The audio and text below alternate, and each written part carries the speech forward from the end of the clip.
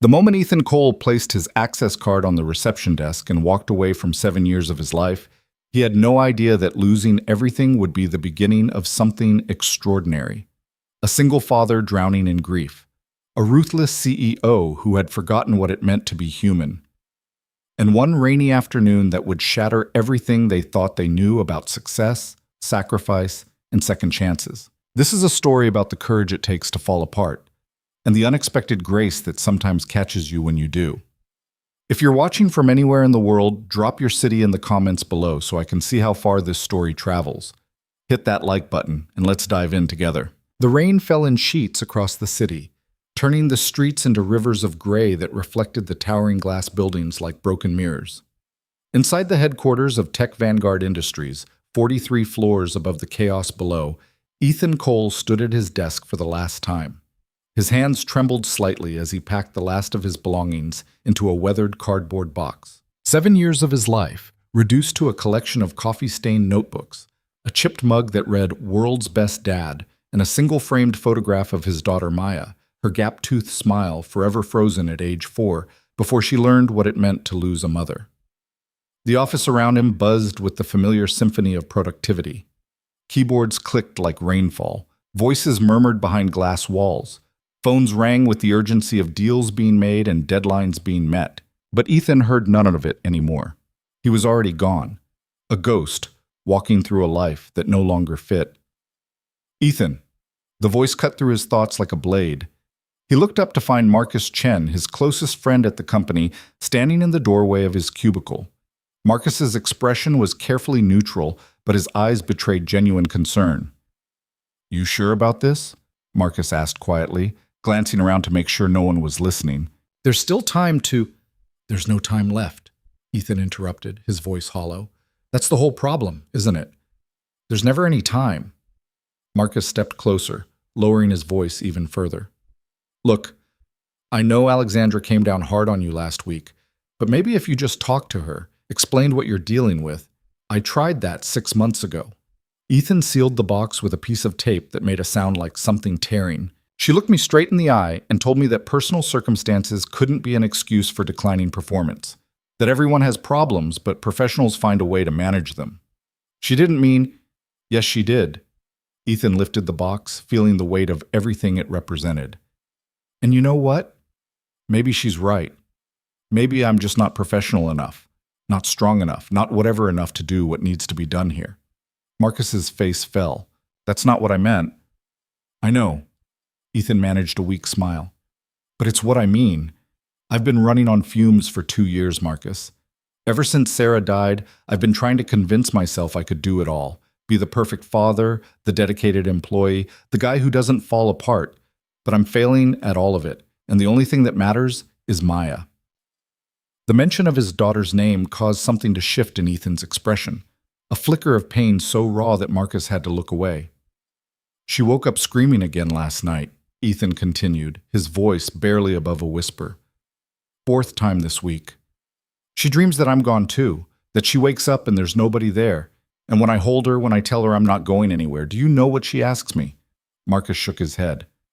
"She asked me to promise. A 7-year-old child asking her father to promise he won't die." Ethan's voice cracked. "How am I supposed to make that promise when I'm working 70-hour weeks? When I'm so exhausted I can barely remember to pick her up from school? When I missed her dance recital last month because I was stuck in a meeting that Alexandra insisted couldn't wait?" "Ethan, I'm done, Marcus. I have to be done before there's nothing left of me to give her." The two men stood in silence for a moment, the weight of the decision hanging between them like smoke. Finally, Marcus stepped forward and pulled Ethan into a brief, fierce hug.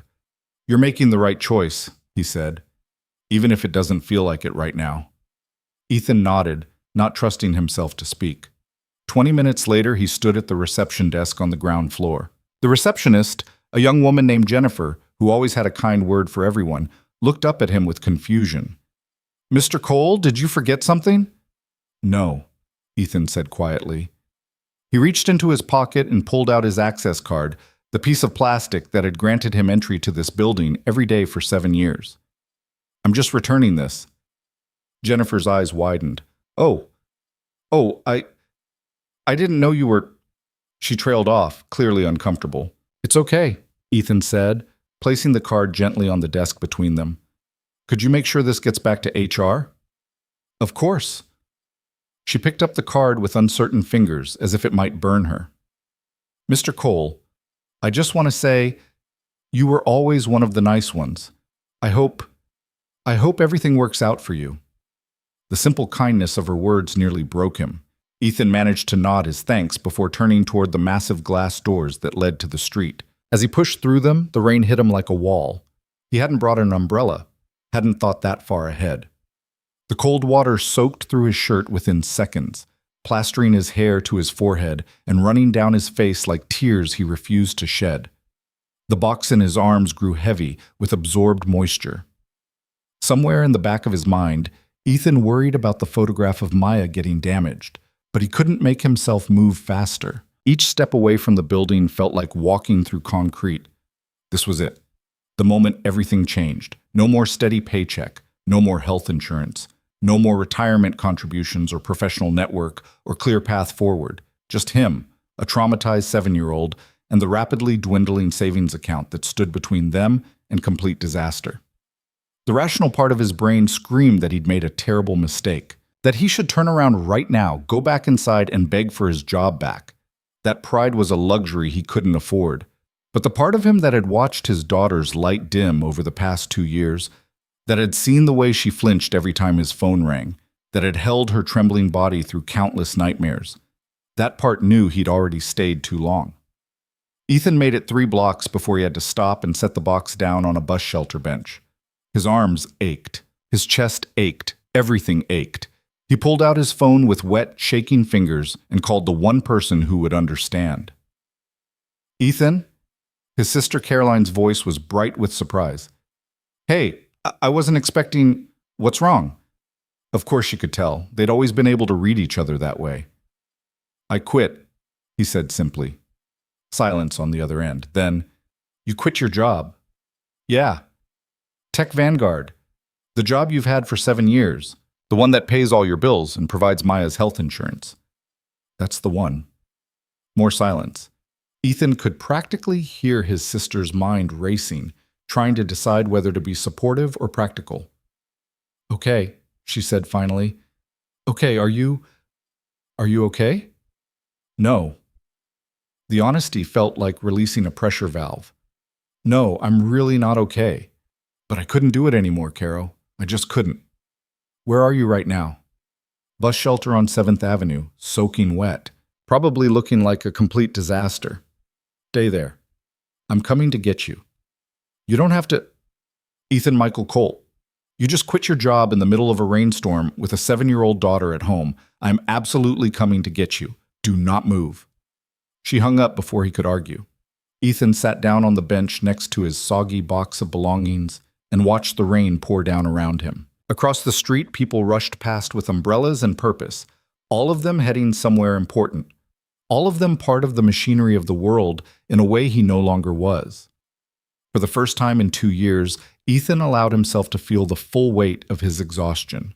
Not just the physical tiredness, though that was certainly there, but the bone-deep weariness of trying to be enough for everyone and failing spectacularly at it. He'd failed Sarah by not being able to save her from the cancer that ravaged her body. He'd failed Maya by being too wrapped up in work to notice how badly she was struggling. He'd failed himself by believing he could power through anything if he just tried hard enough. And now he'd failed the basic test of adulthood, maintaining stable employment to provide for his family. The litany of failures played on repeat in his mind, each one cutting deeper than the last. By the time Caroline's battered Honda pulled up to the curb, Ethan was shivering uncontrollably. She jumped out and ran to him, not caring that she was getting soaked too. Jesus, Ethan, you're freezing. She grabbed the box with one hand and his arm with the other, practically dragging him to the car. Get in. We need to get you warm and dry. In the car, she cranked the heat up to maximum and pulled a blanket from the back seat. The same emergency blanket she'd kept there since college, when she used to drive him home from late-night study sessions. Here. She wrapped it around his shoulders. Now tell me what happened. And he did. The whole story came pouring out as she drove through the rain-slicked streets. The meeting with Alexandra where she'd questioned his commitment. The impossible choice between being present for Maya and meeting his work obligations. The final realization that he was sacrificing his daughter's well-being on the altar of a job that would replace him within a week. Caroline listened without interrupting, her hands tight on the steering wheel. When he finished, she was quiet for a long moment. "You did the right thing," she said finally. "Did I?" "Because it doesn't feel right. It feels terrifying." "Those aren't mutually exclusive." She glanced at him, her expression fierce with protective love. "Ethan, I've watched you kill yourself trying to be everything to everyone for 2 years. Something had to give, and I'm just grateful it wasn't you. I don't know how I'm going to pay the bills." "We'll figure it out."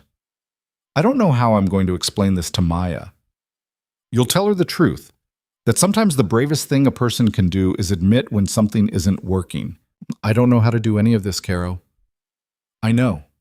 She reached over and squeezed his hand. "But you don't have to know right now. You just have to get through today."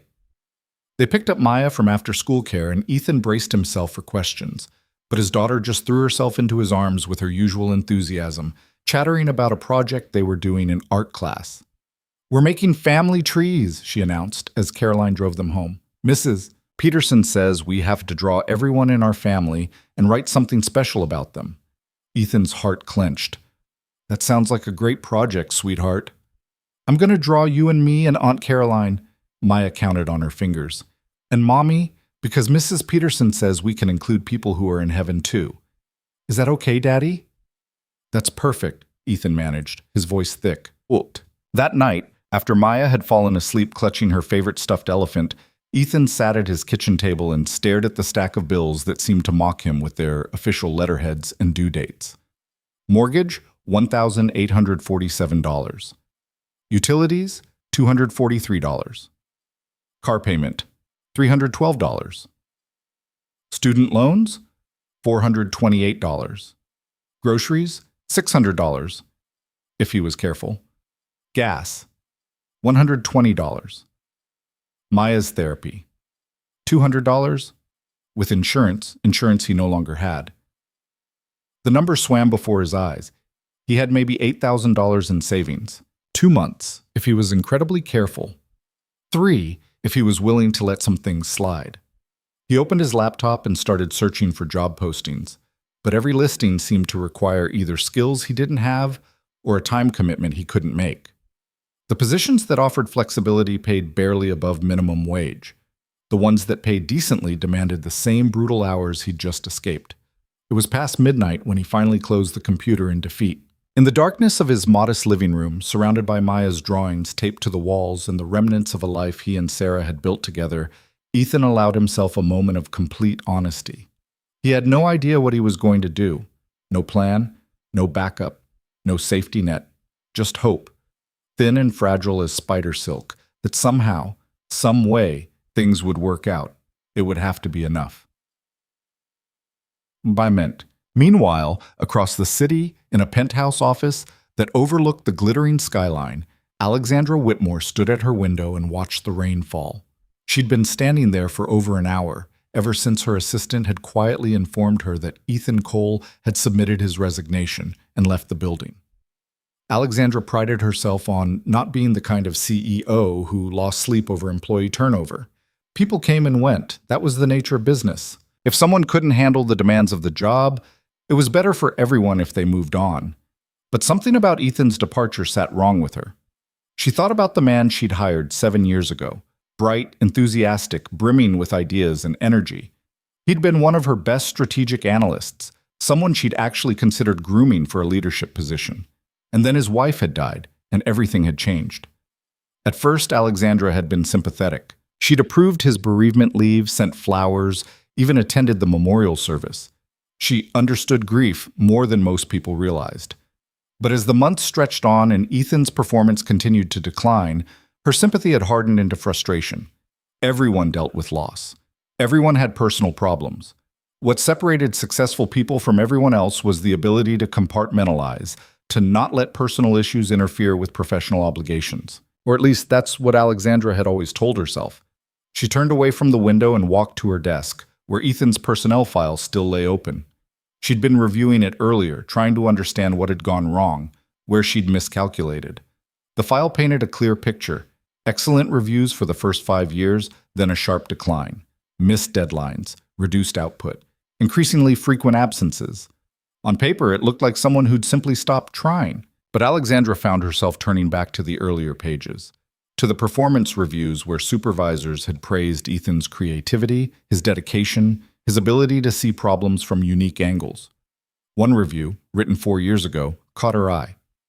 Ethan brings a rare combination of analytical thinking and genuine empathy to his work. He understands that behind every data point is a human story, and that understanding makes him invaluable when we're trying to develop products that truly serve people's needs.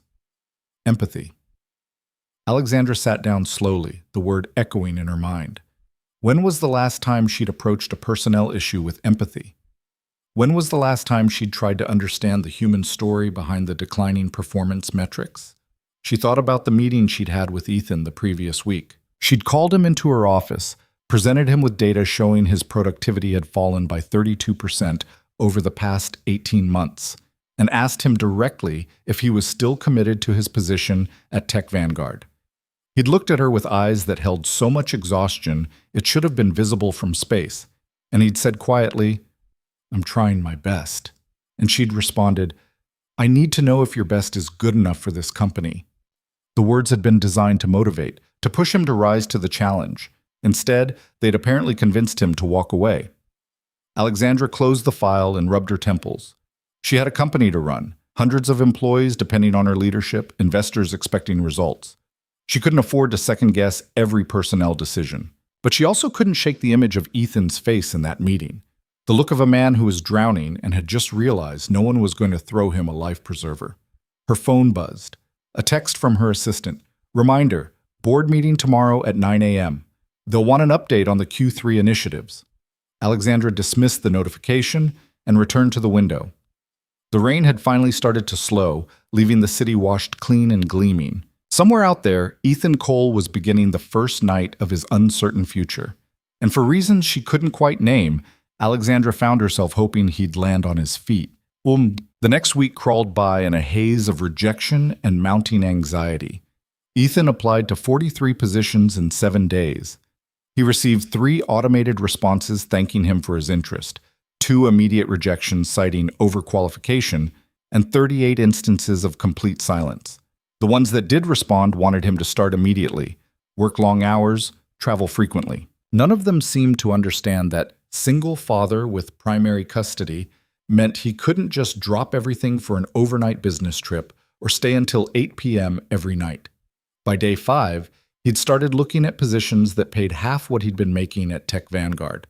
By day 7, he was researching the requirements for driving for rideshare companies. Caroline stopped by every evening after work, bringing groceries she claimed were extras from her shopping trip and casseroles she'd accidentally made too much of. Ethan knew what she was doing, and he loved her for it, even as it made him feel like a charity case. "Any bites?" she asked on Thursday evening, finding him hunched over his laptop at the kitchen table while Maya did homework on the floor nearby. "Nothing viable." Ethan closed the computer with more force than necessary. Either they want someone with different skills, or they want someone who can commit to schedules I can't meet, or they're paying so little I'd need to work 3 of them to make rent. Something will come through. Will it? Ethan gestured at the stack of bills that had migrated from the table to the counter and was now threatening to take over the entire kitchen. Because I've got about 6 weeks before I have to start making some really hard choices about which bills to pay and which ones to let slide. Caroline glanced at Maya, who was absorbed in her math worksheet and seemingly oblivious to the adults' conversation. She lowered her voice. "Have you thought about, if you're about to suggest I ask Mom and Dad for money, don't." Ethan's voice was flat. "They already think I made a huge mistake quitting. I'm not going to prove them right by begging for a bailout. It's not begging, it's family. It's humiliation." He softened his tone, seeing the hurt in his sister's eyes. "I appreciate what you're trying to do, Caro. I really do, but I need to figure this out on my own." "You don't have to do everything alone, Ethan." "Don't I?" The words came out more bitter than he'd intended. "Sarah's gone. I'm Maya's only parent. This is on me."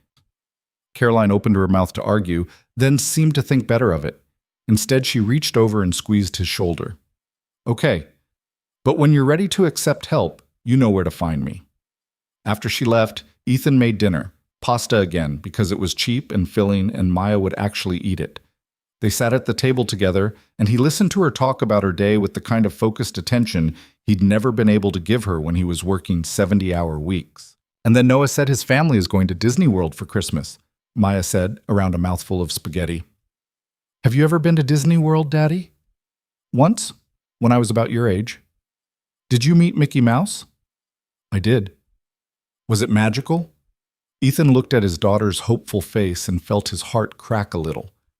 Before Sarah got sick, they'd planned to take Maya to Disney for her 8th birthday. They'd started saving for it, researching which park to visit first, watching YouTube videos of the rides. Those plans were buried in the same grave as his wife. It was pretty magical, he said softly. Maybe someday we'll go together. Really? Maya's eyes lit up. Really? When things settle down a bit? It was a promise he had no idea how to keep, but the joy on Maya's face made it worth the lie. That night, after tucking Maya into bed and reading 3 chapters of her current favorite book, Ethan returned to his laptop and the soul-crushing job search. He was in the middle of filling out yet another application when his phone rang. Unknown number, probably spam, but at this point, he couldn't afford to miss any calls. Hello? Ethan Cole? The voice was professionally pleasant, generic. Speaking. This is Jennifer from HR at Tech Vanguard.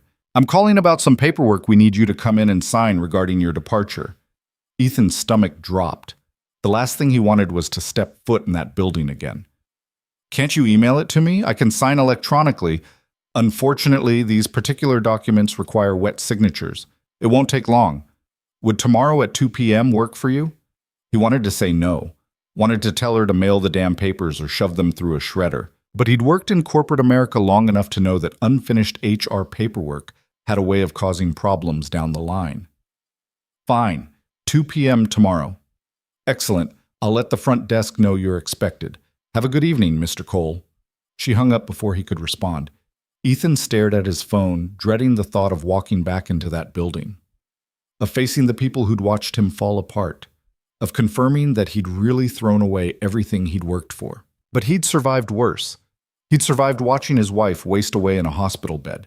He'd survived the moment he had to tell his 5-year-old daughter that mommy wasn't coming home. He'd survived 2 years of functioning on autopilot while everything inside him screamed. He could survive one afternoon of signing paperwork. At least, that's what he told himself, as he finally closed the laptop and headed to bed, trying not to think about the dwindling bank account or the unanswered applications or the promises he'd made to his daughter that he had no way to keep. In the darkness of his bedroom, Ethan stared at the ceiling and wondered if there would ever come a day when he didn't feel like he was failing at everything that mattered. The answer, he suspected, was no. But he'd learned to live with that. He'd had to. The following morning arrived with the kind of cruel sunshine that seemed to mock Ethan's situation. He stood in front of his closet, staring at the collection of work clothes that had been gathering dust for the past week, and felt a wave of nausea roll through him. Going back to Tech Vanguard, even just to sign papers, felt like returning to the scene of a crime. Or maybe he was the crime, the evidence of what happened when someone couldn't cut it in the corporate world. He settled on a simple button-down shirt and jeans, a compromise between professional and the fact that he no longer had any reason to impress anyone there. Maya watched him from her spot on his bed, where she was supposed to be getting ready for school. "You look fancy, Daddy," she said, kicking her feet against the mattress. "Just have to go sign some papers at my old office." "The place where you used to work all the time?" "That's the one." Maya was quiet for a moment, her small face serious in the way only children could be when they were processing something important. "Do you miss it?" The question caught him off guard. He sat down next to her, and she immediately climbed into his lap, something she'd been doing more frequently since he'd quit, as if she needed the constant physical reassurance that he was really there. "I miss some things about it," he said honestly. "I miss my friend Marcus. I miss feeling like I was good at something." "You're good at lots of things. You make the best pancakes, and you always know which stuffed animal I'm thinking about, even when I don't say." Ethan smiled despite himself. "Those are pretty important skills." The most important, Maya said with the absolute certainty of a 7-year-old. Then her expression shifted, becoming almost worried. Are you going back to work there? No, sweetheart. I'm just going to sign some papers, and then I'm coming right home.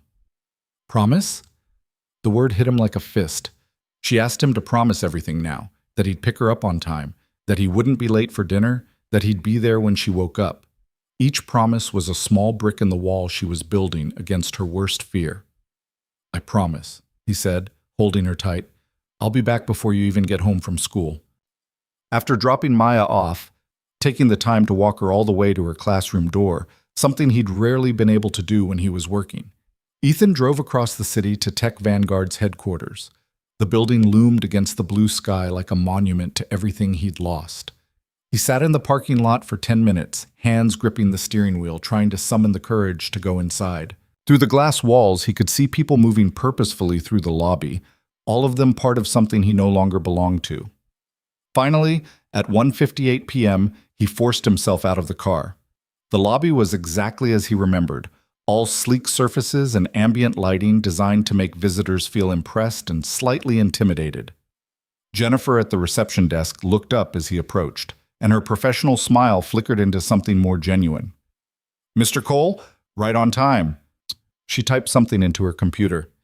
Actually, there's been a slight change. Ms. Whitmore would like to see you in her office before you handle the HR paperwork. Ethan's stomach dropped. Alexandra Whitmore? The CEO? Yes, sir. She's expecting you on the 43rd floor. This made no sense. CEOs didn't personally meet with former mid-level employees to sign termination papers. They had entire departments to handle that kind of thing. Is there a problem with something? Jennifer's smile remained fixed in place, revealing nothing. I really couldn't say, sir. The elevators are just to your left. The ride up to the 43rd floor felt like ascending to an execution. Ethan watched the numbers climb, each one marking him closer to a conversation he absolutely did not want to have. What could Alexandra possibly want? To personally inform him what a disappointment he'd been? To lecture him one final time about commitment and professional standards? The elevator doors opened onto the executive floor, a space Ethan had only visited twice in 7 years. Everything here was quieter, more refined, as if even the air had been curated for people important enough to breathe it. Alexandra's assistant, a polished woman in her 30s whose nameplate read Patricia, looked up from her desk. Mr. Cole, please have a seat. Ms. Whitmore is just finishing up a call.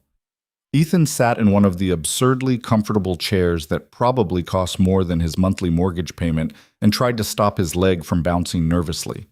Through the partially open door to Alexandra's office, he could hear her voice, crisp and authoritative. I understand your concerns, Richard, but the timeline is firm. If the development team needs additional resources, approve it. I'd rather go over budget than deliver a subpar product. No, that's final. Excellent. Send me the revised projections by end of day. A pause, then her voice shifted into something that might have been humor. Richard, I've been making hard calls since before you graduated business school. Trust me when I say this is the right move. Yes, you too. Goodbye. Moments later, she appeared in the doorway. Ethan, thank you for coming. Please come in. She looked exactly as he remembered. Immaculately dressed in a charcoal suit, her dark hair pulled back in a style that was both professional and severe. Her expression giving away absolutely nothing. But there was something different about her eyes, a quality he couldn't quite identify. Her office was stunning. Floor-to-ceiling windows offered a panoramic view of the city, and the space itself was decorated with the kind of minimalist elegance that spoke of both wealth and control. A single photograph sat on her desk, a much younger Alexandra with her arm around a teenage boy, both of them laughing at something outside the frame. Please sit. She gestured to a chair across from her desk, then settled into her own seat with the easy confidence of someone who'd sat in that particular chair thousands of times. Ethan sat, his hands clasped tightly in his lap. Jennifer said you wanted to see me? I did. Alexandra studied him for a moment, and Ethan fought the urge to squirm under her gaze. How have you been? The question was so unexpected that Ethan actually laughed, a short, bitter sound. I'm sorry, but why am I here? Because I'm fairly certain it's not so, you can ask about my well-being. Something flickered across Alexandra's face. Surprise, maybe, or possibly respect. Direct. I appreciate that. You're right, of course. I asked you here because I've been thinking about our last conversation. The one where I questioned your commitment. The one where I quit, you mean? You resigned, she corrected, after I failed to see what was actually happening. Ethan stared at her, completely thrown. This wasn't going at all how he'd expected. I don't understand. Alexandra stood and walked to the windows, her back to him. After you left, something bothered me. I couldn't put my finger on it at first. I told myself it was just standard regret about losing an employee, that I should focus on finding your replacement and move on. She turned to face him, and there was something raw in her expression that Ethan had never seen before, something almost human. But I couldn't move on. So I pulled your file and really looked at it, not as a CEO reviewing metrics, but as a person trying to understand a story. She walked back to her desk and opened a manila folder, his personnel file. May I walk you through what I found? Ethan nodded, too stunned to speak. You were hired 7 years ago. Exceptional performance reviews for the first 5 years. Your supervisor noted that you had an unusual ability to balance analytical rigor with creative problem solving. She looked up. That's not common. Most people excel at one or the other. She flipped a page. Then 5 years in, you took 3 weeks of bereavement leave. When you returned, your work was still solid, but the reviews began noting increased absences, missed deadlines. Over the next 18 months, your performance declined steadily. Ethan felt his jaw tighten. He'd lived through this decline. He didn't need a summary, but Alexandra wasn't finished. What I noticed this time, looking at it properly, were the dates. Your bereavement leave began on March 15th, your wife's death, I assume? March 12th, Ethan said quietly. I took a few days before the leave officially started. And the pattern of absences that followed, they correlate with a child's school schedule. Early arrivals, late departures, taking leave during winter and spring breaks. She closed the folder. You weren't slacking off, Ethan. You were trying to be a single parent while maintaining a full-time job that demands 60-plus hours a week. I was failing at both, Ethan said, his voice flat, which is why I left. You weren't failing. You were drowning, and I didn't throw you a life preserver. I questioned whether you were trying hard enough. Alexandra sat down, and for the first time since he'd known her, she looked almost uncertain. I owe you an apology. Ethan felt like the floor had dropped out from under him. I'm sorry, what? I'm apologizing. I handled your situation poorly. I made assumptions about your commitment without understanding what you were actually dealing with. That was a failure of leadership on my part. You're the CEO of a multi-billion-dollar company, Ethan said slowly, trying to process what was happening. You don't owe me anything. I couldn't meet the job requirements, so I left. That's how this works. Is it? Alexandra's voice was sharp. Because I've been running this company for 12 years, and I've built it on the principle that our people are our greatest asset. But if I'm losing good employees because I can't see past productivity metrics to the actual human beings behind them, then I'm not leading well. She stood again, moving to the window, her silhouette framed against the sprawling city. I lost my younger brother when I was 28, David. He was 16, bright, full of life. Car accident on a Tuesday afternoon, gone before the ambulance arrived. Ethan's breath caught. He hadn't known. I was working at a hedge fund at the time, climbing the ladder as fast as I could.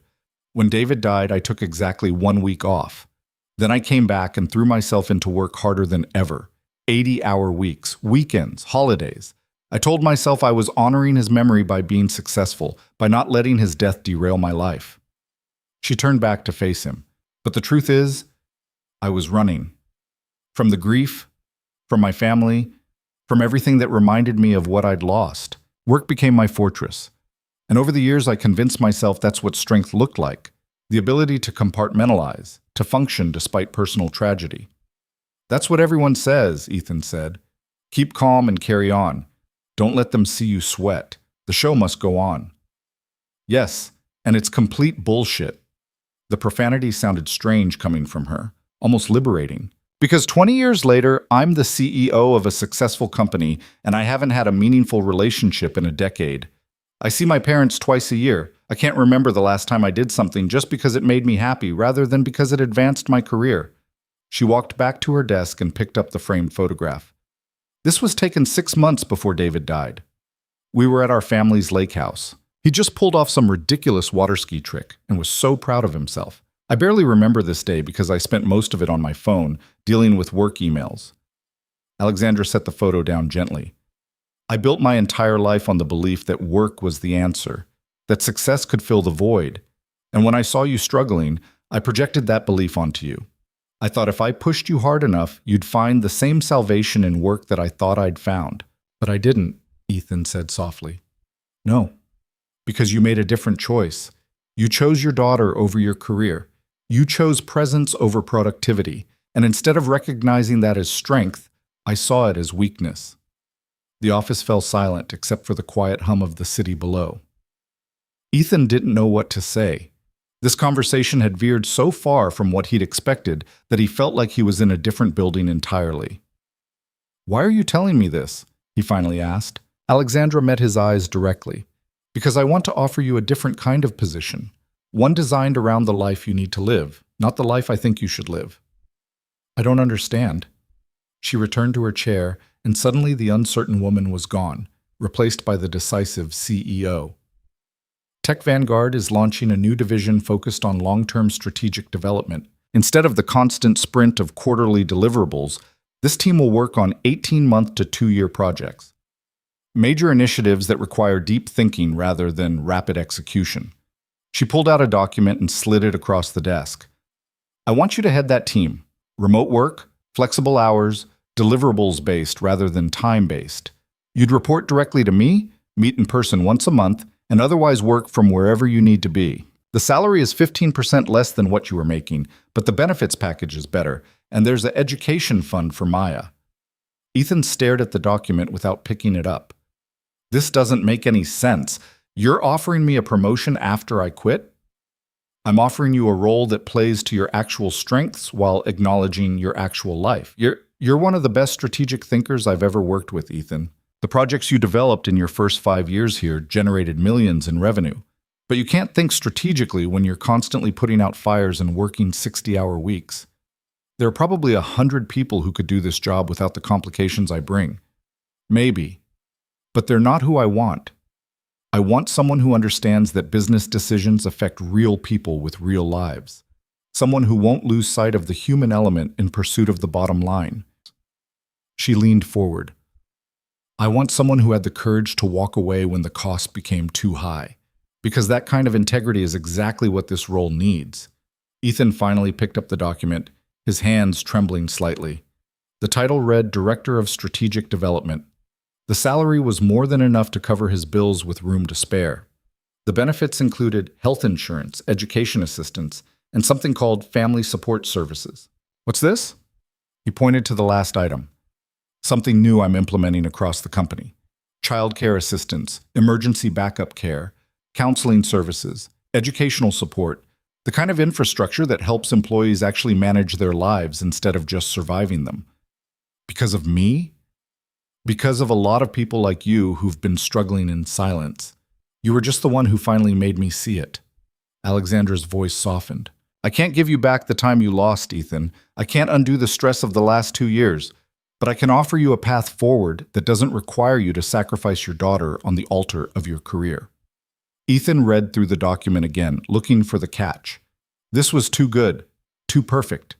There had to be something he was missing. "Why now?" he asked. "Why did it take me quitting for you to see any of this?" "Because I'm not as good at this as I pretend to be." Alexandra's smile was self-deprecating. "I've spent 20 years building walls around myself and calling it strength. It took watching someone else choose differently to realize what I'd actually built was a prison." She stood, extending her hand across the desk. "Think about it. Take the weekend. But Ethan, whatever you decide, I want you to know that walking away from this office last week wasn't failure. It was one of the bravest things I've seen anyone do." Ethan shook her hand, still feeling like he'd stepped into an alternate reality. "I need to understand something. Is this offer because you genuinely think I can do this job, or because you feel guilty about how things ended?" Both, she said without hesitation. The guilt made me look closer. But what I saw when I really looked is someone with rare talent who'd been trying to swim with weights tied to his ankles. I'm not offering you charity, Ethan. I'm offering you a chance to do what you do best without the constraints that were killing you. I'll need to think about it. Of course. My direct number is on the last page. Call me with any questions. Ethan walked out of that office in a daze.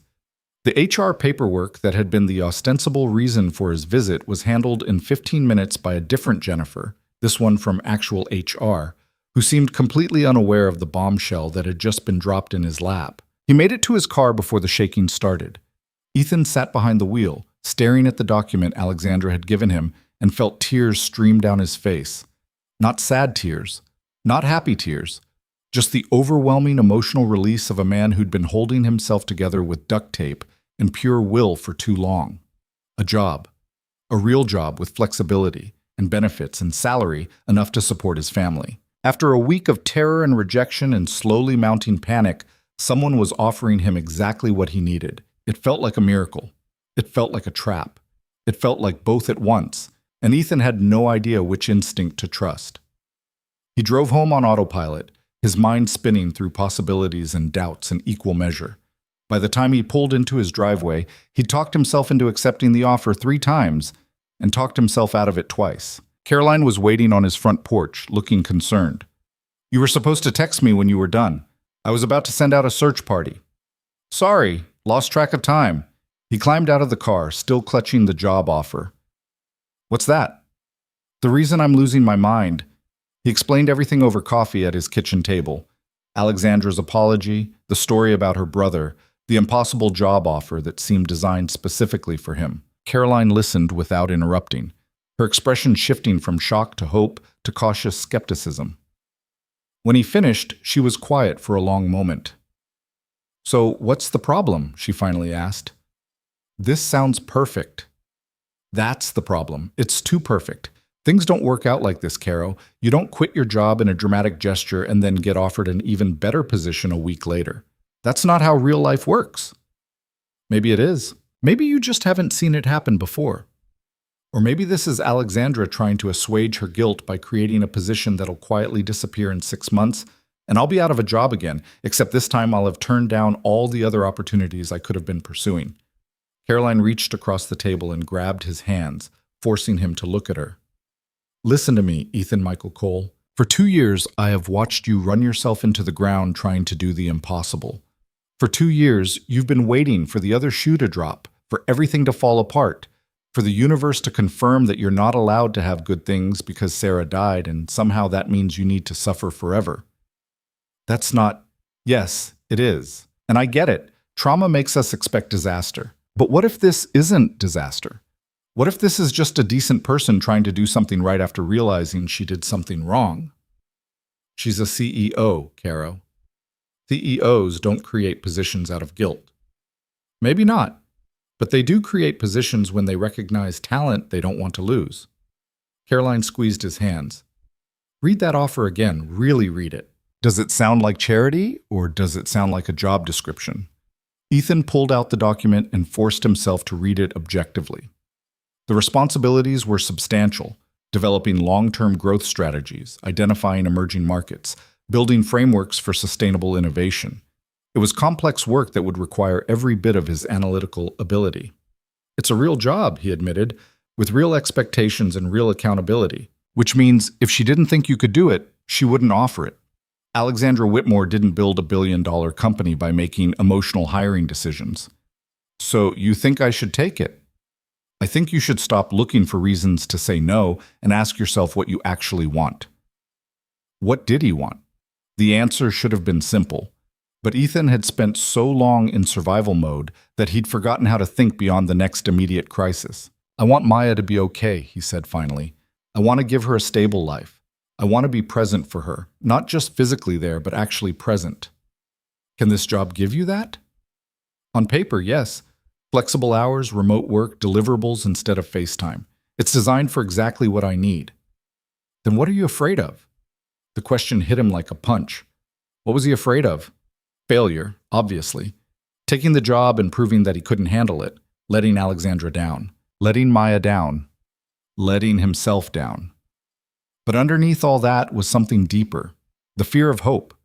Because if he let himself hope that things could actually work out, and then they didn't, the fall would destroy him. "I'm afraid of believing this is real," he whispered. Caroline's eyes filled with tears. "Oh, honey, I know, but you can't protect yourself from disappointment by refusing every good thing that comes your way." "I can try. And you'll succeed. You'll successfully ensure that you never get hurt again by making absolutely certain you have nothing left to lose. Is that really what you want? Is that what you want to teach Maya, that the best way to survive is to expect nothing?" Ethan closed his eyes. He thought about his daughter, about the way she asked him to promise things constantly, because she'd learned too young that people could disappear. Did he want to teach her to live defensively, to never trust that good things could happen? Or did he want to show her that sometimes, after everything falls apart, there's a possibility of rebuilding? "I hate it when you're right," he said. "I know, it's one of my most annoying qualities." Caroline stood and kissed the top of his head. "Call her, Ethan. Say yes. And if it falls apart, we'll deal with it together. But give it a chance." After she left, Ethan sat alone in his kitchen as the afternoon light faded into evening. He read the job offer one more time, this time without looking for traps or hidden catches, just reading it for what it was, an opportunity. Before he could overthink it further, he pulled out his phone and dialed the number on the last page. Alexandra answered on the second ring. "Ethan, that was faster than I expected. I have questions." "Of course. Ask anything. This family support initiative you mentioned, is it really happening, or is it something you're planning that might not materialize?" "It's already in motion. I've allocated budget, hired a director to oversee it, and we're rolling it out in phases over the next 6 months. You'd be eligible for all services immediately." "And the remote work?" "That's not going to become a situation where I'm technically allowed to work from home but constantly called in for in-person meetings. The monthly meeting is mandatory. Everything else is at your discretion. If you want to come in more often, you're welcome to. If you never want to see the office, except once a month, that's also fine." "What happens if I take this job and you decide in 6 months that it's not working?" Alexandra was quiet for a moment. "Then we'll have a conversation about what's not working and see if we can fix it. But Ethan, I don't make offers I'm not prepared to honor. This isn't a charity position created to make me feel better. It's a role I genuinely need filled by someone with your capabilities. Why do I feel like there's something I'm not seeing?" "Because you've been conditioned to expect the worst. That's not paranoia. It's pattern recognition based on experience. But not every situation has to follow the same pattern." Ethan took a deep breath. "I need one promise from you." "Name it. If this stops working, if I'm not delivering what you need, or if the flexible arrangement isn't sustainable, or if anything changes, you tell me directly. No passive-aggressive performance reviews, no subtle hints, just straight conversation." "You have my word." "Then I accept. I'd like to take the position." He could hear the smile in Alexandra's voice. "Excellent. I'll have HR send over the formal paperwork tomorrow. Can you start 2 weeks from Monday? That'll give you time to get organized and give me time to brief you properly on the first project." 2 weeks from Monday works." "Welcome back, Ethan. I think this is going to be good for both of us." After they hung up, Ethan sat in the growing darkness of his kitchen and let himself feel it. Not happiness exactly, but relief so profound it was almost painful. He had a job. A good job. One that wouldn't require him to choose between his career and his daughter. For the first time in a very long time, the future looked like something other than an endless series of impossible choices. When Maya came home from school, chattering about her day, Ethan swept her up in his arms and spun her around until she shrieked with laughter. "Daddy, why are you so happy?" "Because I got a new job, sweetheart, a really good one." "Does that mean you won't be sad anymore?" The question pierced him. He set her down gently and knelt to her level. "I'm still going to have sad days sometimes. Missing Mommy doesn't just go away, but I'm going to have a lot more happy days now, starting with today." Maya threw her arms around his neck. "I like happy days." "Me too, baby girl, me too." That night, after Maya was asleep, Ethan stood at his bedroom window and looked out at the quiet street. Everything was exactly the same as it had been this morning. Same house, same neighborhood, same small life. But everything felt different. He thought about Alexandra's story, about her brother and the fortress she'd built out of work and achievement, about how she'd mistaken survival for strength, isolation for independence. He'd been heading down the same path, telling himself he had to do everything alone, that accepting help was weakness, that grinding himself down to nothing was somehow noble. But maybe strength wasn't about standing alone. Maybe it was about knowing when to accept the hand extended toward you, even when you weren't sure you deserved it. Ethan pulled out his phone and sent a text to Caroline. "I said yes. Thank you for making me see straight." Her response came immediately. "I knew you would. Proud of you, little brother." Then another text. "Now, get some sleep. You've got 2 weeks to figure out how to be a strategic director, whatever the hell that means." Ethan smiled and was about to put the phone away when one more message came through, this one from Marcus. "Heard through the grapevine you're coming back. Different role, but still. Coffee next week?" So word was already spreading through Tech Vanguard. Ethan wondered what the rumor mill was saying, probably that he'd begged for his job back or that Alexandra had taken pity on him. He didn't care. Let them think whatever they wanted. He knew the truth, that sometimes life knocked you down so hard you couldn't see any way back up, and sometimes, if you were incredibly lucky, someone noticed you were down there and actually reached out to help. Not because they had to, but because they'd learned the hard way what it costs to leave people drowning. Ethan typed back to Marcus, "Coffee sounds great. I'll fill you in on everything." Then he finally allowed himself to believe it was real, all of it. The job, the second chance, the possibility that maybe, just maybe, things were going to work out after all. In the morning, he'd tell Maya the details. They'd celebrate with pancakes and probably too much syrup. He'd start planning how to set up his home office and figure out childcare for the monthly in-person meetings.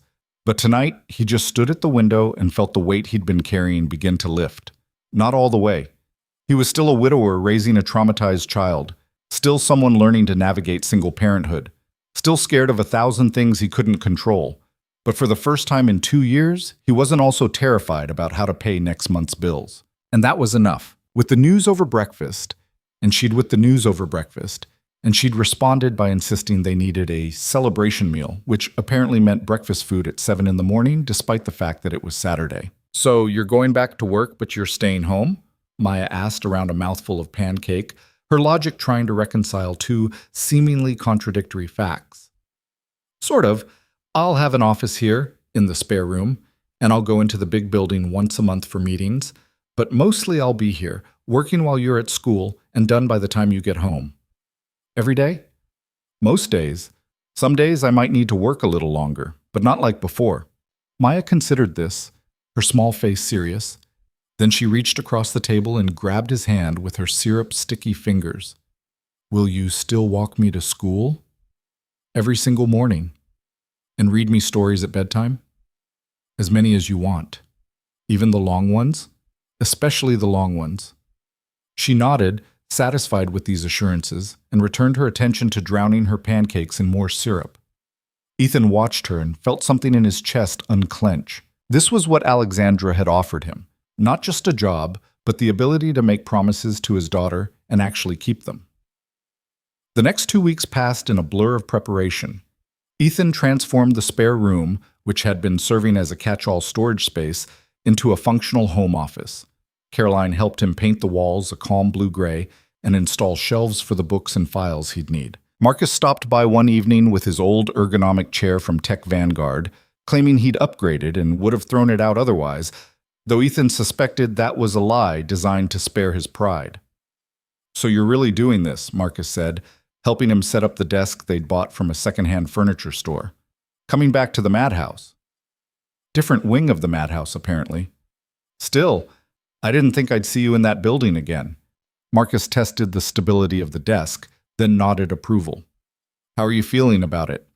Ethan paused in the middle of connecting his laptop to the new monitor. "Terrified, mostly.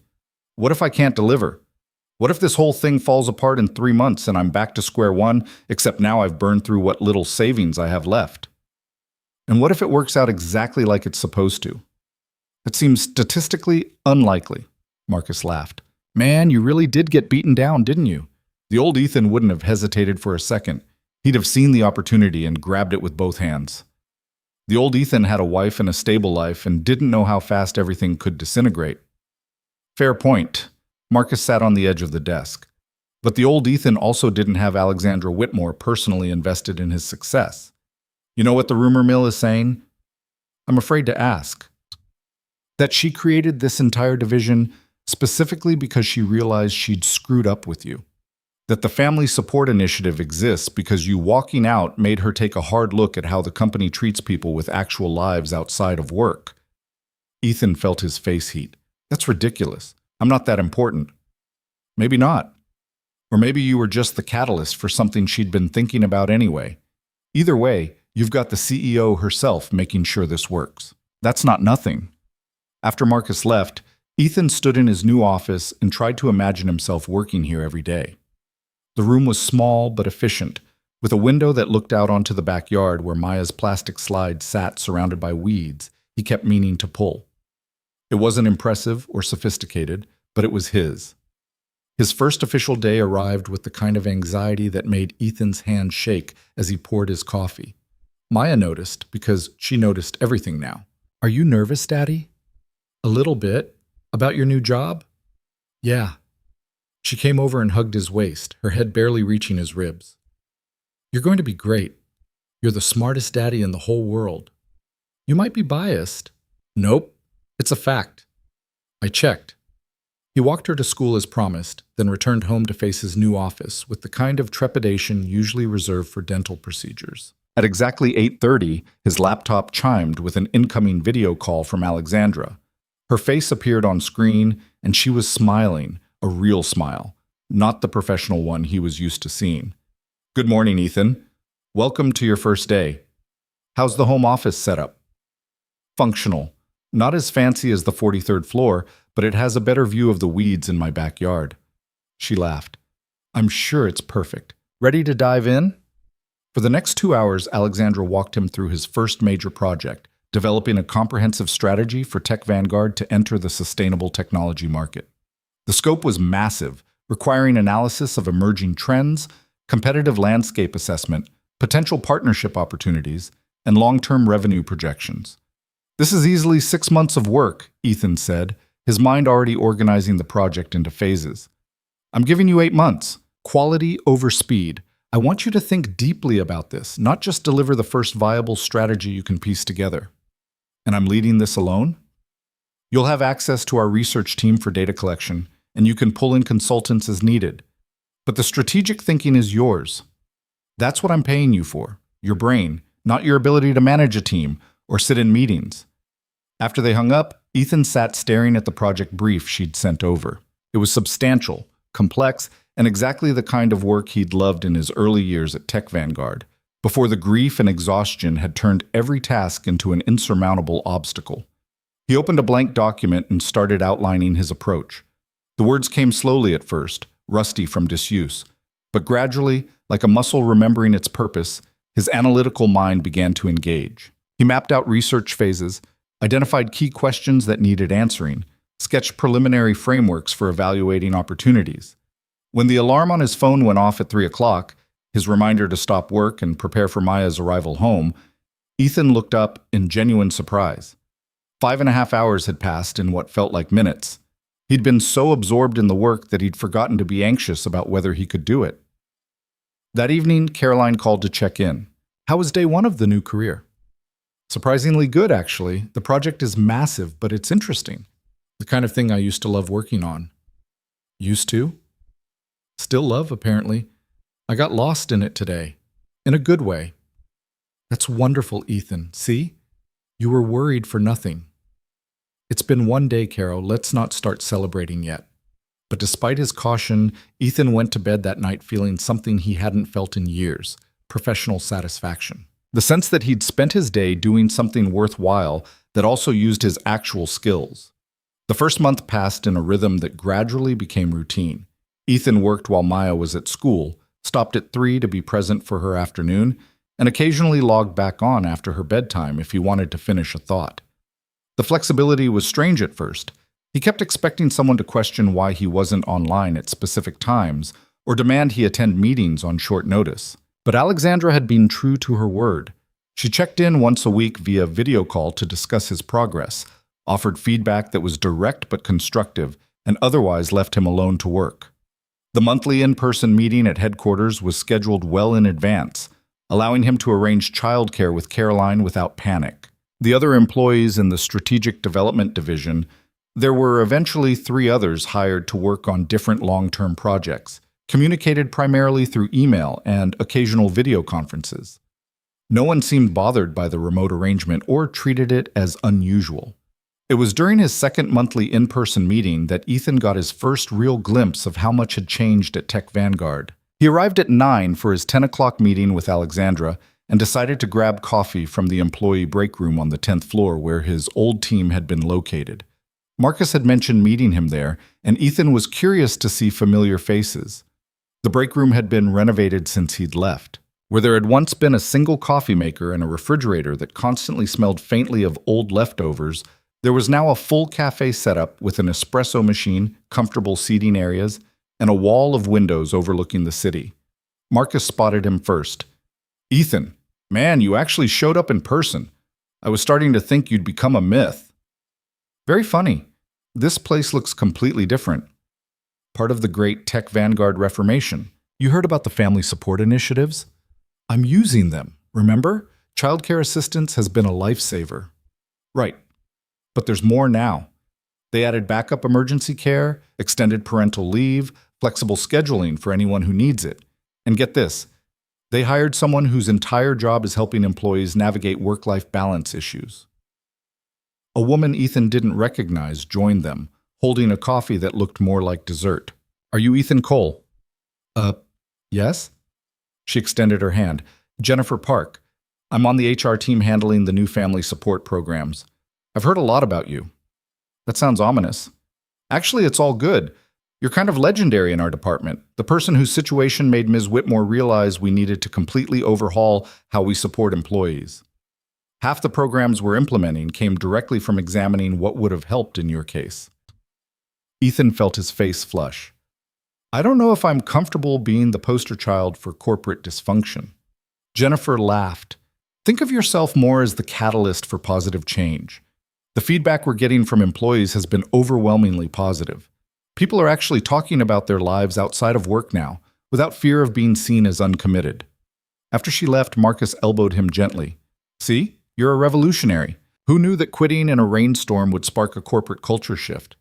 I just wanted to be there for my daughter." And Alexandra apparently wanted to make sure other people in your situation wouldn't have to make the same impossible choice. That's pretty significant, Ethan. The meeting with Alexandra that morning covered his progress on the Sustainable Technology Project, but toward the end, she shifted the conversation in an unexpected direction. "I wanted to talk to you about something else," she said, leaning back in her chair. "The Family Support Initiative has been running for 3 months now, and the response has exceeded my expectations. But I'm getting feedback that some employees are still hesitant to actually use the programs." "Why?" "Fear mostly. Fear that taking advantage of flexible scheduling or using the childcare assistance will be seen as a lack of dedication. That they'll be passed over for promotions or given less important work. That's a reasonable fear, given how corporate culture usually works." "Exactly. Which is why I want to do something visible to demonstrate that using these programs doesn't limit career advancement." She paused. "I want to profile several employees who are successfully balancing flexible work arrangements with strong performance. With your permission, I'd like you to be one of them." Ethan's stomach dropped. "You want a what?" "A company-wide email, maybe a feature in our internal newsletter. Nothing excessive, just an honest conversation about how the flexible arrangement has affected your work and your life. Show other employees that it's not only acceptable, but supported from the highest level." "Alexandra, I appreciate what you're trying to do, but I really don't want to be the face of this. It's personal." "I understand, and if you're truly uncomfortable, I won't push. But think about it. How many other single parents are working here right now, terrified to ask for what they need because they've seen what happens to people who can't maintain the traditional schedule? How many of them would feel more confident advocating for themselves if they saw that someone else had done it successfully?" She had a point, and Ethan hated that she had a point. He thought about the other parents at Maya's school, the ones who always looked exhausted and stressed at pickup, who talked in hushed voices about choosing between work meetings and school events. "Can I think about it?" "Of course." Let me know by the end of the month. That evening, Ethan discussed it with Caroline over dinner while Maya played in the next room. I don't want to be some kind of symbol, he said, pushing food around his plate. I just want to do my job and raise my daughter without being held up as an example. Why not? Because it's private. Because I don't want everyone knowing about Sarah and Maya and how badly I was struggling. Because it feels exploitative, even if that's not how Alexandra means it. Caroline set down her fork. Can I tell you what I think? I have a feeling you're going to anyway. When Sarah died, do you remember how many people came out of nowhere to help us? Neighbors bringing meals, parents from Maya's preschool organizing a meal train, complete strangers donating to the fundraiser for medical bills. Of course I remember. Do you remember how angry you were at first? How you didn't want to accept any of it because you saw it as charity? Ethan winced. He did remember. The rage he'd felt at needing help, at being seen as someone who couldn't handle his own life. Eventually, you let people help, Caroline continued. And you know what happened? Some of those people told me later that it made them feel better, that being able to do something concrete in the face of tragedy helped them process their own fears about loss. Your willingness to accept help actually helped other people. This is different. Is it? Or is it just another opportunity for your pain to serve a purpose beyond just hurting? You can keep it private and protect yourself, and that's completely valid. Or you can be honest about your experience and maybe make it easier for the next person who's drowning. Neither choice is wrong, Ethan, but don't say no just because you're afraid. He thought about it for 3 days. Thought about the relief he'd felt when Alexandra offered him the flexible position. Thought about how different his life would be if she hadn't recognized what he needed. Thought about all the people still suffering in silence, convinced that admitting struggle meant admitting weakness. Finally, he called Alexandra. I'll do it, but I want editorial approval on anything that gets published, and I don't want to talk about Sarah's death specifically, just about being a single parent. Agreed, thank you, Ethan. This matters more than you know. The interview was conducted by the head of internal communications, an earnest woman named Rachel, who assured him she'd handle the story with sensitivity. She asked about his daily routine, how he balanced work and parenting, what the flexible arrangement had made possible. Ethan answered honestly, talking about walking Maya to school every morning, about being able to attend her parent-teacher conferences without having to choose between them and work obligations, about the mental space that came from not constantly operating in crisis mode. What would you say to other employees who are afraid to ask for flexibility? Rachel asked. Ethan thought carefully before answering. I'd say that you can't be your best at work if you're falling apart everywhere else, and that asking for what you need isn't weakness, it's actually the responsible thing to do, both for yourself and for the company, because you'll do better work when you're not constantly drowning. The article was published 2 weeks later in the company newsletter. It was tasteful, focusing on the practical aspects of the flexible arrangement rather than the trauma that had necessitated it. There was a photo, Ethan had reluctantly agreed to one, of him in his home office, looking reasonably professional despite the children's drawings visible on the wall behind him. The response was immediate and overwhelming. His work email filled with messages from other employees, some thanking him for speaking up, others sharing their own struggles, a few asking specific questions about how he'd navigated requesting the flexible arrangement. One message, from a woman named Susan in the accounting department, particularly struck him. I've been considering quitting because I can't figure out how to manage my mother's declining health and my job responsibilities. Reading your story made me realize I don't have to choose. I have a meeting with HR next week to discuss options. Thank you for showing me it was possible. Marcus called him that evening. Dude, you're trending in the company Slack channels. People are actually having productive conversations about work-life balance instead of just complaining about deadlines. I'm not sure how I feel about being a trending topic. Feel good about it. You know how many people you just gave permission to advocate for themselves?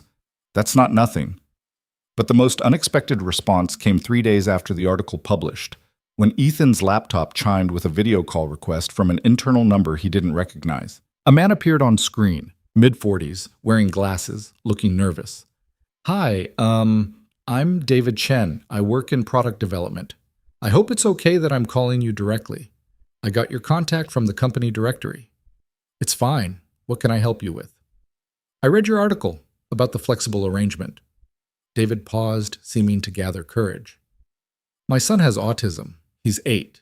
And his school keeps calling because he's having behavioral issues, and I keep having to leave work to deal with it, and my manager is getting frustrated, and I don't know what to do. Ethan's heart clenched. Have you talked to HR about flexibility options? I'm afraid to. What if they see it as me not being committed? What if it affects my career progression? I'm up for a promotion next quarter, and if I start asking for special accommodations, it's not special accommodations, Ethan interrupted gently. It's accessing benefits that exist specifically for situations like yours. And if the company is serious about this initiative, which they seem to be, then using it shouldn't hurt your career. But what if it does? What if it doesn't? What if you keep running yourself into the ground trying to do the impossible and you burn out completely and then you're no good to your son or your job? David was quiet for a moment. That's what my wife keeps saying. Your wife is smart. Look, I can't promise it'll all work out perfectly, but I can tell you that asking for help was the hardest and best decision I made. And Alexandra, Ms. Whitmore, she genuinely seems to want this to work. They talked for another 20 minutes, Ethan sharing what the process had been like for him, what questions to ask HR, how to frame the conversation with his manager. By the end, David looked less terrified and more determined. Thank you, he said. Really. Just knowing someone else navigated this successfully makes it feel less impossible. After they hung up, Ethan sat in his office and realized what Caroline had meant. His struggle could serve a purpose beyond just surviving it. By being willing to be visible in his imperfection, he'd made it safer for others to be imperfect too. The realization was both humbling and terrifying. That weekend, Ethan took Maya to the park, something he'd rarely had energy for in the old days. She ran ahead to the playground while he found a bench in the shade, watching her climb and swing with the kind of carefree joy that had been missing for so long. Another parent sat down next to him, a woman with tired eyes and coffee that had clearly gone cold hours ago. Your daughter? The one scaling the climbing structure like a tiny ninja? Yeah, that's Maya. The woman smiled. She's fearless. Mine's the one on the swings who's insisting she can touch the sky if she just goes high enough. They sat in comfortable silence for a moment, the way parents do when they're all too exhausted for actual conversation. Can I ask you something? The woman said suddenly. How do you do it? The balance thing. I'm looking at you, and you seem calm and present, and I feel like I'm barely holding it together most days. Ethan almost laughed.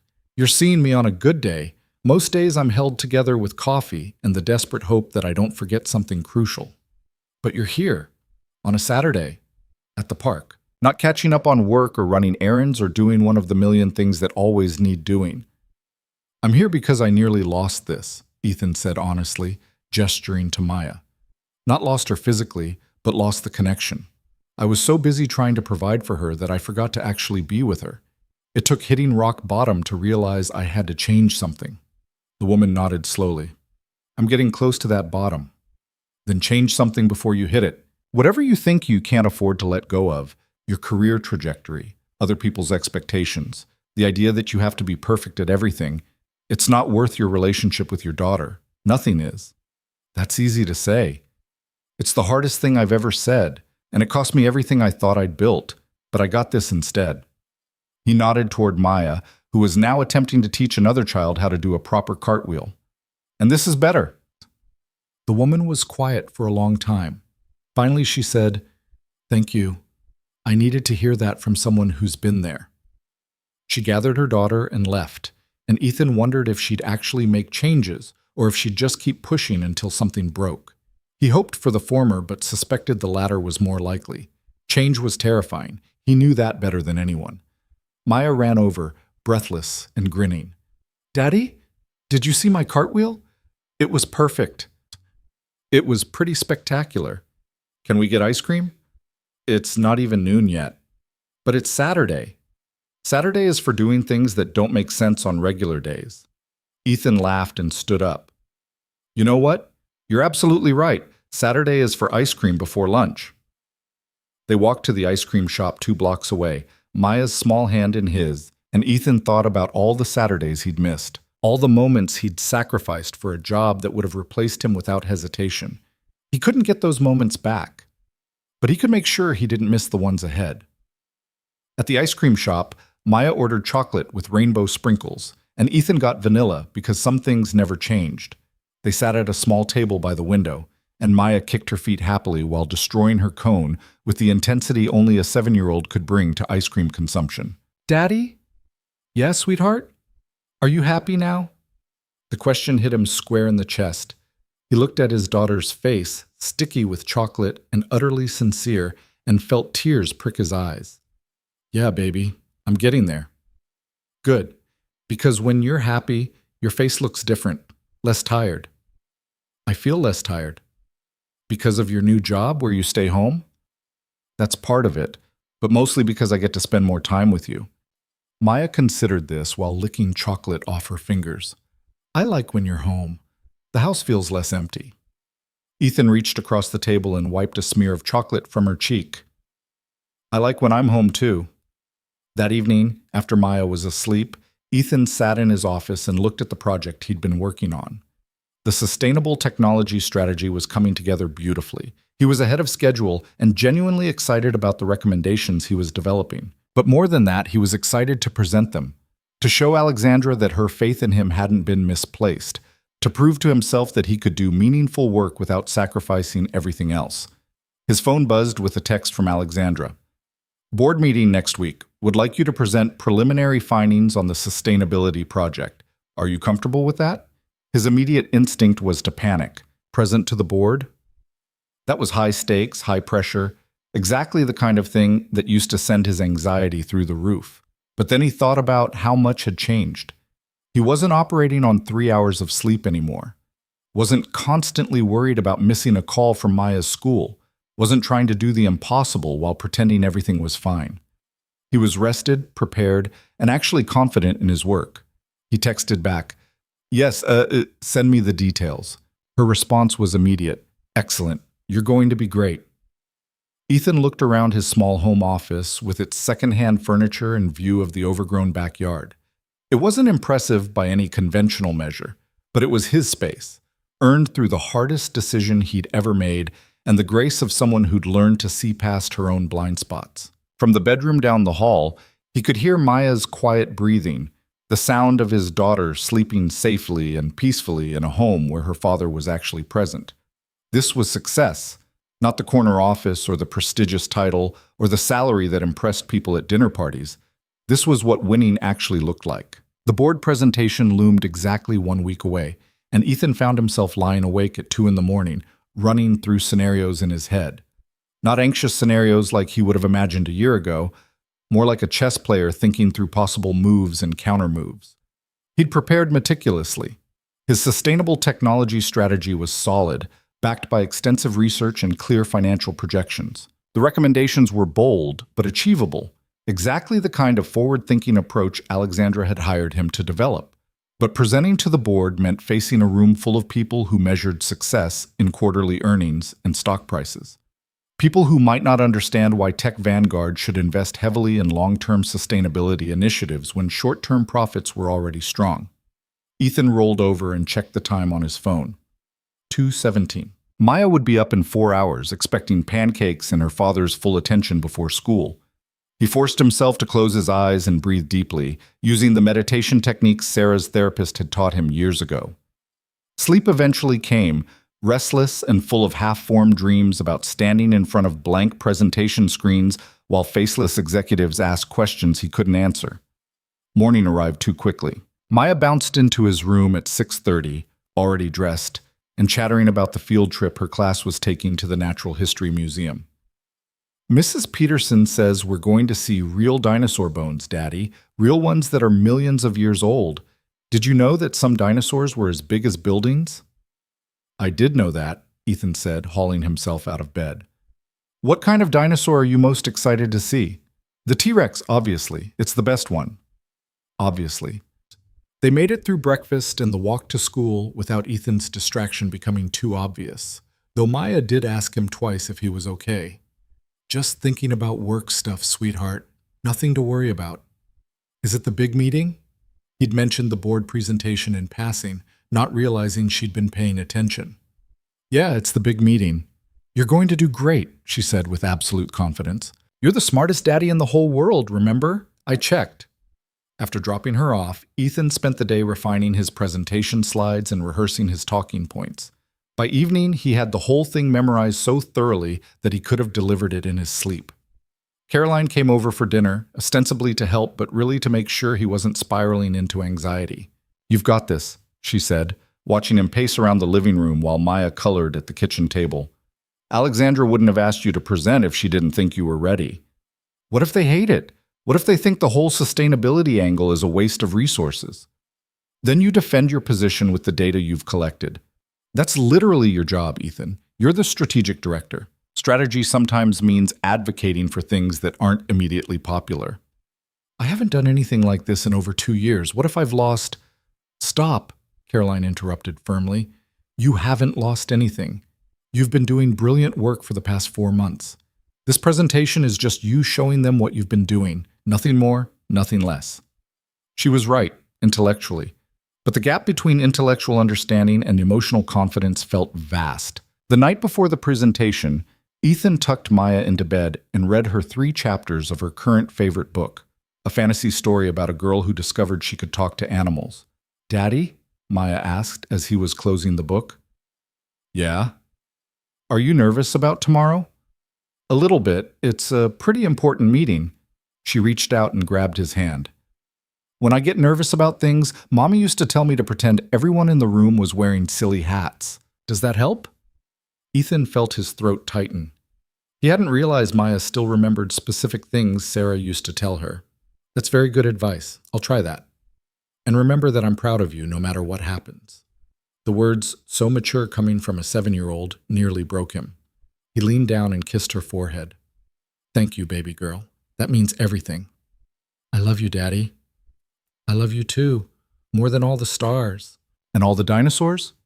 And all the dinosaurs. The next morning, Ethan put on his best suit, the one he'd worn to job interviews back when he thought his career was over, and checked his appearance in the mirror. He looked professional, competent, like someone who belonged in a boardroom. He just wished he felt that way. Caroline arrived at 7 to stay with Maya until the school bus came, hugging him tightly before he left. You've got this. Go show them what you're made of. The drive to Tech Vanguard's headquarters was surreal. Ethan had made this drive hundreds of times during his 7 years at the company, but this felt different. He wasn't going as a mid-level employee trying to survive another day. He was going as the director of strategic development, presenting work he genuinely believed in to people who held the company's future in their hands. The board meeting was scheduled for 9. Ethan arrived at 8:15, giving himself time to set up and settle his nerves. Alexandra found him in the empty conference room, running through his slides one final time. How are you feeling? She asked. Somewhere between cautiously optimistic and completely terrified. She smiled. That sounds about right for your first board presentation. Want to know a secret? Always. Half of them will be checking their phones. 2 of them will definitely fall asleep during the financial projections section. And at least one will ask a question that makes it obvious they weren't paying attention to anything you said. Ethan laughed despite his nerves. That's supposed to make me feel better? It's supposed to remind you that they're just people. Powerful people with important titles, yes, but still just people who put on pants one leg at a time and occasionally forget where they park their cars. Oh, did you really just use the pants one leg at a time metaphor? I did. And I stand by it. You know your material, Ethan. You've done exceptional work on this project. Just present it clearly, answer their questions honestly, and trust that you belong in that room. Do I belong in that room? I wouldn't have asked you to present if you didn't. The board members began arriving at 8:45. Ethan watched them file in. Men and women in expensive suits carrying expensive briefcases, all of them exuding the kind of effortless authority that came from years of making decisions that affected thousands of lives. Alexandra introduced him simply. This is Ethan Cole, our Director of Strategic Development. He's been leading our analysis of opportunities in the sustainable technology sector. Ethan, the floor is yours. And just like that, it was time. Ethan took a breath, thought about Maya telling him to imagine everyone in silly hats, and began. Good morning. Over the past 4 months, I've been conducting a comprehensive analysis of the sustainable technology market, evaluating Tech Vanguard's potential entry points and long-term positioning. What I'm about to present isn't just a business opportunity, it's a fundamental shift in how we think about technology's role in addressing global challenges. He clicked to the first slide showing projected growth rates for sustainable tech sectors. The sustainable technology market is currently valued at approximately $400 billion globally. Conservative projections suggest it will reach $1.2 trillion within the next decade. That's not just growth. That's explosive expansion driven by regulatory pressure, consumer demand, and the simple reality that current approaches are unsustainable. One of the board members, a silver-haired man whose nameplate read Richard Paulson, leaned forward. Those numbers assume continued government support and subsidy programs. What happens when political winds shift? It was exactly the question Ethan had anticipated. Excellent point. I've actually modeled 3 different scenarios. One assuming continued support, one assuming moderate reduction in incentives, and one assuming a significant pullback. Even in the most conservative scenario, the market still shows substantial growth, driven primarily by corporate adoption rather than government mandate. He clicked through the next several slides, walking them through his analysis of competitive landscape, potential partnerships, and Tech Vanguard's specific advantages in the space. The board members asked questions, some sharp and challenging, others more exploratory. Ethan answered each one, drawing on the months of research he'd conducted. When he didn't know something, he said so honestly and explained how he'd go about finding the answer. When he disagreed with an assumption embedded in a question, he pushed back respectfully but firmly. 40 minutes into what was supposed to be a 30-minute presentation, Ethan reached his recommendation slide. Based on this analysis, I'm proposing a 3-phase approach. Phase 1 involves strategic partnerships with existing sustainable tech companies, allowing us to enter the market with minimal capital investment while building expertise. Phase 2 focuses on internal R&D, developing proprietary solutions that leverage our existing technological advantages. Phase 3 is market expansion and scaling. He paused, making eye contact with several board members. This is a 5-year initiative with an estimated initial investment of $200 million. The projected ROI over 10 years is 32%, but more importantly, it positions Tech Vanguard as a leader in a sector that will define the next generation of technological innovation. Another board member, a woman named Catherine Liu, spoke up. That's a substantial investment with a relatively long payback period. Why should we commit that kind of capital to an emerging market when our core business is already highly profitable? This was the fundamental question, the one everything hinged on. Ethan had known it was coming. Because markets don't stay stable forever, he said. Our core business is built on technologies that, frankly, won't be relevant in 20 years. We're successful now, which gives us the luxury of investing in the future from a position of strength rather than desperation. Companies that wait until their current revenue streams are threatened before diversifying rarely survive the transition. He clicked to his final slide, which showed a timeline of technology companies that had failed to adapt to market shifts. These companies were all industry leaders who assumed their dominance was permanent. They had the resources to pivot, but waited too long to do it. I'm not suggesting we abandon our core business. I'm suggesting we ensure we have a viable core business 20 years from now. The room was quiet for a moment. Then Richard Paulson started clapping slowly. That's either very brave or very foolish, telling a room full of people invested in the current business model that it has an expiration date. It's honest, Ethan said simply, which is what you're paying me for. If you wanted someone to tell you everything is fine and we should just keep doing what we're doing, you wouldn't have created a strategic development position. Several board members laughed. Alexandra was smiling. Catherine Liu nodded thoughtfully. I appreciate the directness. I'd like to see more detailed financial modeling on the Phase 1 partnerships before we make any commitments, but the overall strategy is sound. The discussion continued for another 20 minutes, with board members debating various aspects of the proposal. Ethan answered questions, clarified points, and occasionally conceded when someone raised a valid concern he hadn't fully addressed. Finally, Alexandra stepped in. I think we have enough to move forward with deeper analysis. Ethan, excellent work. Board members, let's take a 15-minute break and then move on to the next agenda item. As the room cleared, several board members approached Ethan directly. Richard Paulson shook his hand firmly. You've got guts, kid. I like that. Keep pushing us. We need people who aren't afraid to tell us uncomfortable truths. Catherine Liu handed him her business card. If you ever need an outside perspective on the financial modeling, feel free to reach out. I spent 20 years in sustainable tech before joining this board. Happy to be a resource. After they'd all left, Alexandra leaned against the conference table and grinned at Ethan. Well, that went well. Did it? I basically told them their entire business model has an expiration date. And you backed it up with data and sound reasoning. That's exactly what they needed to hear. Trust me, Ethan, you just earned a lot of credibility in that room. I thought I was going to throw up for the first 10 minutes. Couldn't tell. You looked completely composed. She gathered her own materials. Take the rest of the day off. You've earned it. Ethan drove home in a daze, his mind replaying moments from the presentation, things he could have said better, questions he'd answered well, the moment when he'd seen several board members nodding along with his arguments. He'd done it, actually done it, stood in front of some of the most powerful people in the company and defended work he believed in. And he'd done it while knowing that in a few hours he'd be walking Maya home from the school bus and helping her with homework and reading bedtime stories.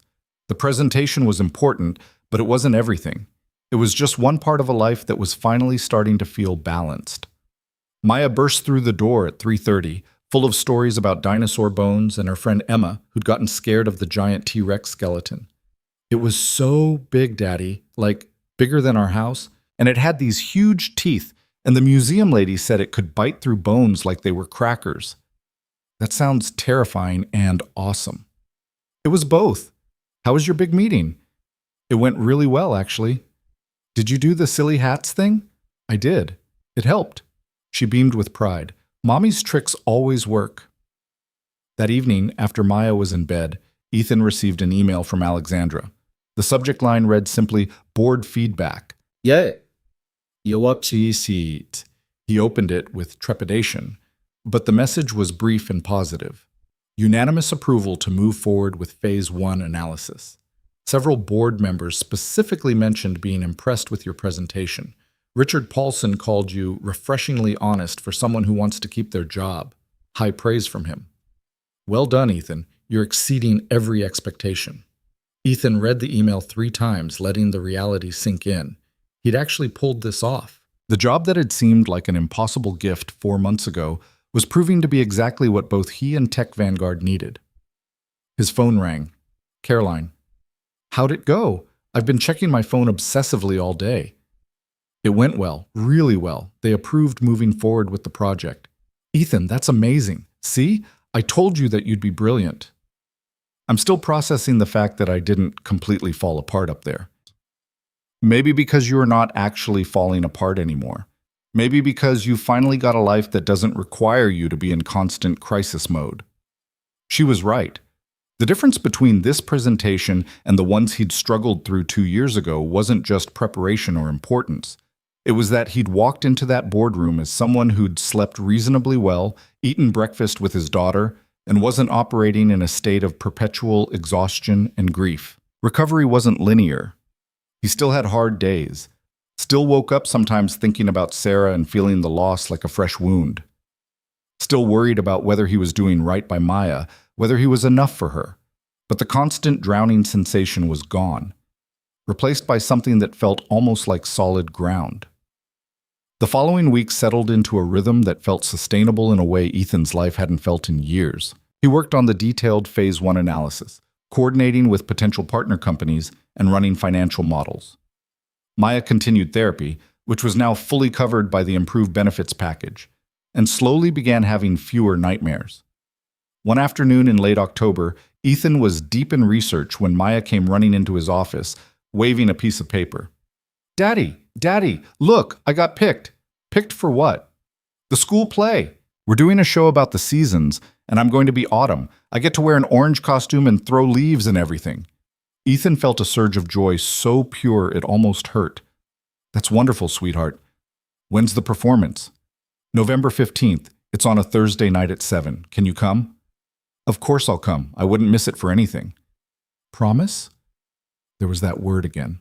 But this time, Ethan could make the promise without the hollow fear that work would get in the way. I promise. I'll be in the front row. The delight on Maya's face was worth every difficult moment that had led to this point. November 15th arrived with Maya vibrating with nervous excitement. Ethan took the afternoon off, one of the advantages of his flexible arrangement, to help her get ready and calm her pre-performance jitters. What if I forget my lines? She worried, fidgeting with the orange costume that made her look like a tiny, adorable autumn leaf. Then you make something up. No one in the audience will know the difference. What if I trip? Then you get up and keep going. Everyone trips sometimes. What if... Maya. Ethan knelt down to her level. You're going to be amazing, and even if something goes wrong, I'm going to be proud of you. Because you're brave enough to get up on that stage in the first place. She threw her arms around his neck. I'm glad you're going to be there, Daddy. Me too, baby girl. The school auditorium was packed with parents and siblings, everyone clutching programs and phones ready to record every moment. Ethan found a seat in the third row. Front row had been claimed by very dedicated parents who'd arrived 30 minutes early and settled in. The lights dimmed. The play began. Maya was luminous. Her part was small, a few lines about leaves falling and preparing for winter, but she delivered them with such earnest conviction that several parents around Ethan smiled. When she threw the handful of fabric leaves into the air as part of her choreographed movement, she did it with such enthusiasm that half of them landed in the audience. Ethan's eyes filled with tears. Not sad tears. Not even particularly happy tears. Just the overwhelming emotion of being present for a moment he would have missed in his old life. After the performance, Maya ran off the stage and directly into his arms. Did you see me? Did you see my part? I saw everything. You were perfect. I messed up one of the leaf throws. They weren't supposed to go in the audience. That was my favorite part. Very avant-garde. She giggled, not knowing what avant-garde meant, but recognizing the approval in his voice. As they were leaving the auditorium, Ethan noticed several other parents glancing at him. A few smiled in recognition. It took him a moment to realize they probably knew him from the company newsletter article. Word had spread beyond Tech Vanguard. Apparently, the story had been picked up by a few business publications as an example of progressive corporate culture. One mother approached tentatively. Excuse me, are you Ethan Cole? I think I read an article about you. Possibly, Ethan said, suddenly self-conscious. I just wanted to say thank you. I've been struggling to balance my career and my kids, and seeing that it's possible to ask for flexibility without sacrificing everything really helped. I talked to my employer about a modified schedule, and they were actually receptive. That's wonderful. I'm glad it helped. More than helped. Changed my life, actually. So thank you for being willing to share your story. After she walked away, Maya tugged on his sleeve. Why did that lady thank you? Because sometimes when you tell the truth about hard things, it helps other people who are going through hard things too. Is that why you talked about me in the article? Ethan paused. He'd tried to keep Maya's involvement minimal in the newsletter piece, but she'd still been mentioned as the reason he needed flexibility. I talked about being your dad, yeah. Is that okay? Maya considered this seriously. I guess so. If it helped people, Mommy always said helping people was the most important thing. She was right about that. They went for ice cream to celebrate. Saturday rules applied to Thursday nights when your daughter had just been Autumn in the school play, and Maya talked nonstop about the performance, already planning improvements for next year's play. Watching her animated face across the table, Ethan felt something he hadn't felt since before Sarah died. Not happiness exactly, though that was part of it. More like contentment. The sense that his life, while not perfect or easy, was heading in the right direction. His phone buzzed with a text from Alexandra. Saw the school play reminder on your calendar. How did Maya do? He typed back, she was brilliant. Stole the show as Autumn. Excellent. Enjoy the evening. See you at next week's meeting. The fact that his CEO knew about his daughter's school play and actively encouraged him to attend it still felt surreal. But it was the kind of surreal Ethan was learning to accept as his new normal. That weekend, Caroline came over for dinner and found Ethan in unusually good spirits. You're humming, she observed. You never hum. Am I? Didn't realize. What happened? Did the sustainability project get approved for the next phase? Not yet, but that's looking promising. No, I don't know. Things feel good right now. Stable. Like I'm not waiting for the other shoe to drop anymore. Caroline smiled. That's called healing, Ethan. That's what it looks like when you've actually dealt with trauma instead of just white-knuckling through it. I'm still sad sometimes. About Sarah. Of course you are. You'll probably always be sad sometimes, but that's different from the drowning feeling you had before, right? Yeah, now it's more like, I can miss her and still be okay. I can remember her and smile instead of just feeling like my chest is caving in. That's progress. Real, significant progress. Maya wandered in from the living room where she'd been working on a new drawing. Daddy, can I show Aunt Caroline my picture? Of course. She held up a drawing that showed 3 figures, 2 adults and a child, standing in front of a house. The child was holding hands with both adults. Above them, a bright yellow sun beamed down. That's me and Daddy and Mommy, Maya explained. Mommy's in heaven, but I put her in the picture anyway because she's still part of our family, even though we can't see her. Caroline's eyes filled with tears. Ethan felt his throat tighten. That's beautiful, sweetheart, Caroline said. Can I keep this one? Okay, I can make another one for our fridge. After Maya left to start on the replacement drawing, Caroline turned to Ethan. She's going to be okay. I know. Some days I actually believe it. And you're going to be okay too. Yeah, I think I am. It was the first time he'd said that out loud and actually meant it. The next morning brought another email from Alexandra, this one with an attachment.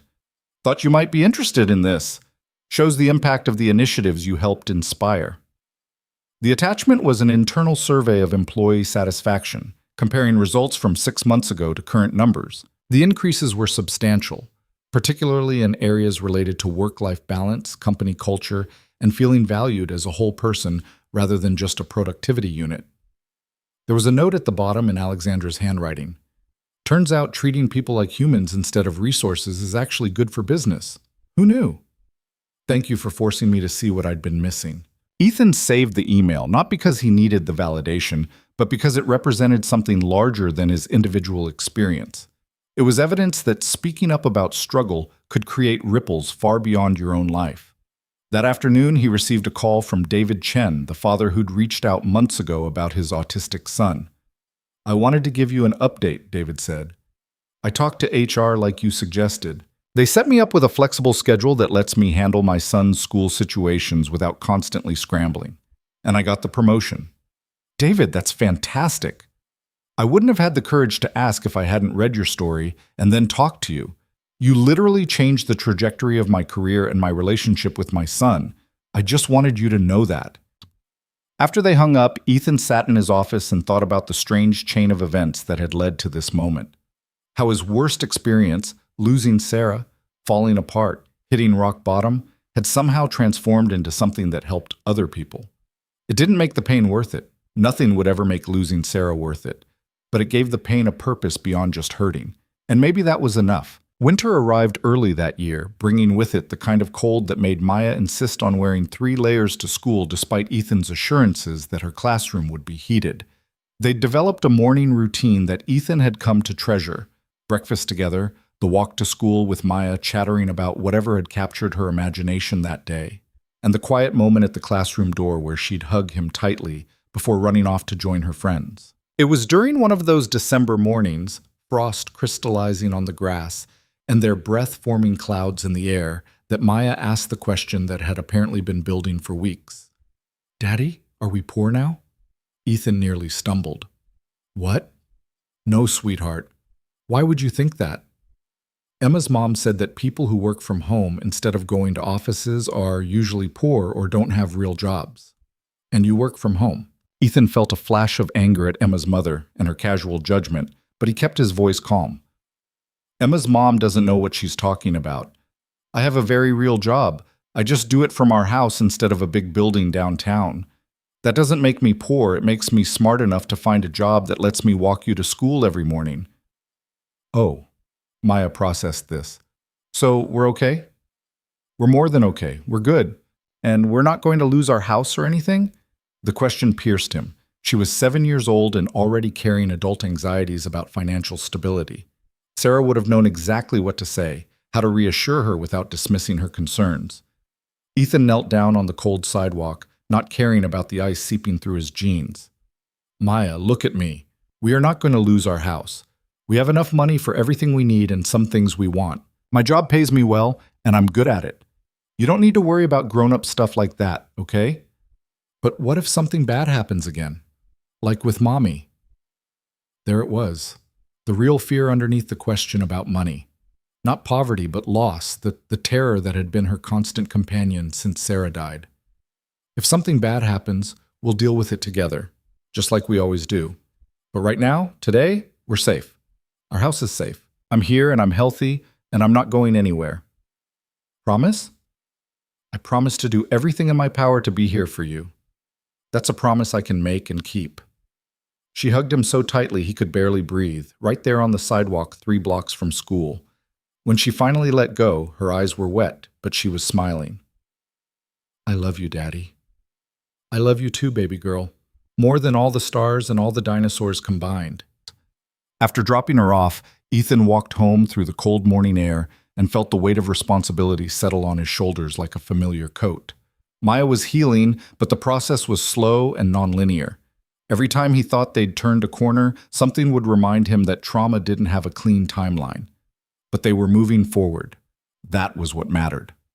Back at his desk, Ethan dove into the final phase of the sustainability project analysis. The board had approved additional funding for deeper research, and he'd spent the past month conducting detailed assessments of potential partner companies. Today, he was scheduled to present his findings to Alexandra in their regular monthly meeting. The video call connected promptly at 10. Alexandra appeared on screen, looking more relaxed than Ethan had ever seen her. She was in her office, but her usual severe suit had been replaced by a cashmere sweater, and her hair was down instead of pulled back in its typical strict style. Good morning, Ethan. How's the final analysis coming? Finished it last night, actually. I think you're going to like what I've found. Show me. He walked her through his recommendations. 3 strategic partnerships that would position Tech Vanguard perfectly in the sustainable technology market. Each partnership brought different strengths. One company's cutting-edge solar technology, another's expertise in sustainable supply chains, and a third's revolutionary approach to electronic waste recycling. The combined investment is lower than our initial projections, Ethan explained, because we can leverage existing infrastructure from the partners instead of building everything from scratch. And the timeline to profitability is actually shorter than the conservative estimates I presented to the board. Alexandra studied the financial models, her expression thoughtful. This is excellent work, Ethan. Truly exceptional. I'm forwarding this to the board this afternoon with a strong recommendation to proceed. You think they'll approve it? After your presentation last month? They'd be fools not to. Richard Paulson has been emailing me weekly asking when we're going to move forward with your plan. She paused. I wanted to talk to you about something else, though. Your role. Ethan's stomach dropped. Here it was, the moment when she'd tell him this arrangement wasn't working after all, that they needed someone in the office full-time, that flexibility had its limits. Okay, he said carefully. You've exceeded every expectation I had when I created this position. The sustainability strategy is just one example. You're also the driving force behind our improved employee culture. Whether you realize it or not, people look to your example. They see that it's possible to do exceptional work while also having a life outside these walls. Thank you, but I want to expand your role. Not the hours, she added quickly, seeing his expression. The scope. I want you to mentor other employees who are developing strategic initiatives. Share your analytical framework. Help them think long-term instead of just quarter to quarter.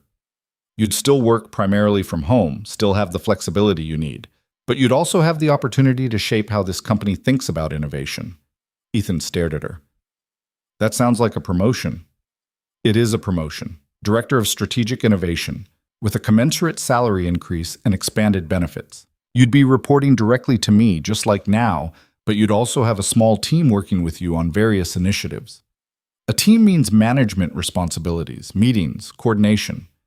A small team, carefully selected with the understanding that flexibility is built into the culture. Weekly video check-ins, quarterly in-person gatherings, deliverables-based assessment. I'm not asking you to return to the grind, Ethan. I'm asking you to help me build something better. He should have been thrilled. This was recognition of his work, validation that his approach was valuable, but all he could think about was Maya asking him to promise he wouldn't disappear. "Can I think about it?" he asked. "Of course. Take a week. Talk it through with your family. But Ethan, this offer isn't because I feel guilty about how things went before. It's because you've proven you're exactly the kind of leader this company needs. Someone who understands that sustainable business isn't just about environmental impact. It's about building a workplace where people can actually sustain themselves."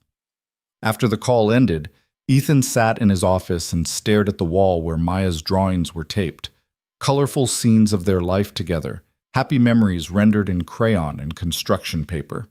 A promotion, more money, more influence, more responsibility. Everything his younger self would have jumped at without hesitation. But his younger self hadn't known what it cost to sacrifice presence for prestige. That evening, he discussed it with Caroline over the phone while Maya was at a playdate with Emma. The same Emma whose mother had made the snide comment about working from home, though Ethan had decided to be the bigger person and not mention it. "It sounds like an incredible opportunity," Caroline said.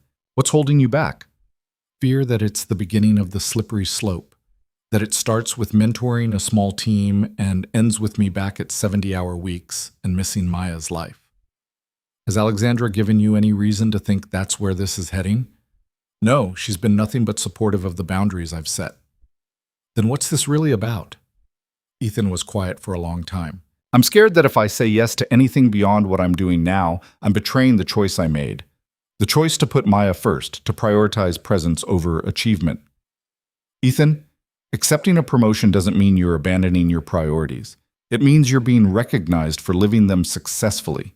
You've proven you can do exceptional work while being an exceptional father.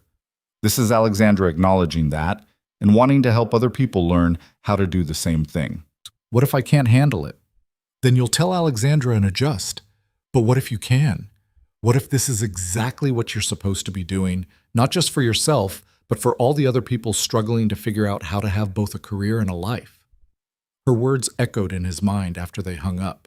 He thought about David Chen and the anonymous woman at the school play, and the dozens of emails he'd received from employees thanking him for making it okay to be human at work. Maybe this wasn't about him at all. Maybe it was about using what he'd learned, what he'd survived, to create something that would outlast his own experience. He called Alexandra the next morning. "I'll take the promotion, but I need some conditions." "Name them." "The team I mentor has to genuinely want this kind of work-life integration. No one gets assigned to me who thinks flexibility is a weakness or that success requires sacrificing everything else. And if at any point this starts interfering with my ability to be present for Maya, we revisit the arrangement immediately." "Agreed. Anything else?" "Yeah. I want to develop a formal mentorship program, not just for strategic development, but for any employee trying to navigate major life challenges while maintaining their career. Structured support instead of people just suffering in silence until they break." He could hear the smile in Alexandra's voice. "I was hoping you'd suggest something like that. Draw up a proposal and we'll make it happen." The expansion of Ethan's role happened gradually over the following months. He began meeting virtually with 3 junior analysts who were working on long-term projects, helping them develop the kind of strategic thinking that had always come naturally to him. The mentorship program launched in February with 20 employees participating, people managing everything from aging parents to chronic illness to new babies. What surprised Ethan most was how much he enjoyed it. Not just the analytical work, which he'd always loved, but the human element. Helping someone figure out how to structure their day so they could attend their son's soccer games. Brainstorming solutions for an employee whose mother had Alzheimer's and needed increasing care. March brought Maya's 8th birthday. And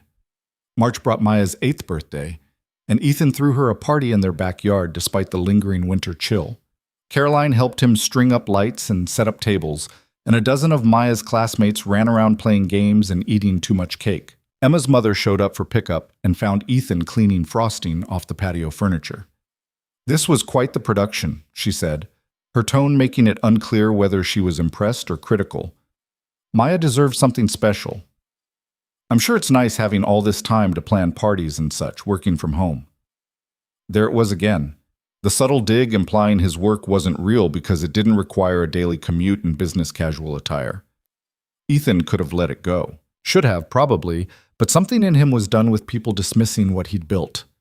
I work from home because my company values results over FaceTime, he said calmly.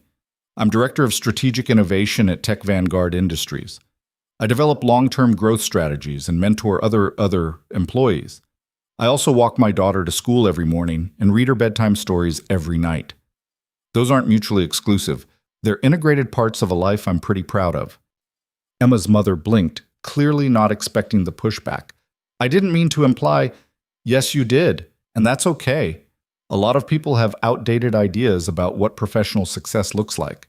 But maybe instead of judging other parents for their choices, we could celebrate the fact that we're all trying our best in different ways. After she left, Caroline came out from the kitchen where she'd been watching the exchange with barely concealed glee. That was amazing. The old Ethan would have just smiled and changed the subject. The old Ethan was too exhausted to defend himself. This Ethan has slept 8 hours a night for 6 months and has opinions about people who passive-aggressively insult his career choices. She laughed and hugged him. I'm proud of you, not just for standing up for yourself, but for everything you've built. Sarah would be proud too. The mention of Sarah's name still hurt, but it was a different kind of hurt now. Less like an open wound and more like an old injury that ached in certain weather. Manageable. Survivable. That night, after all the guests had gone and Maya was asleep in her bed surrounded by new toys and birthday cards, Ethan found himself in his office looking at the photograph of Sarah he kept on his desk. It was from their wedding day. Her smile radiant, her eyes full of joy and possibility.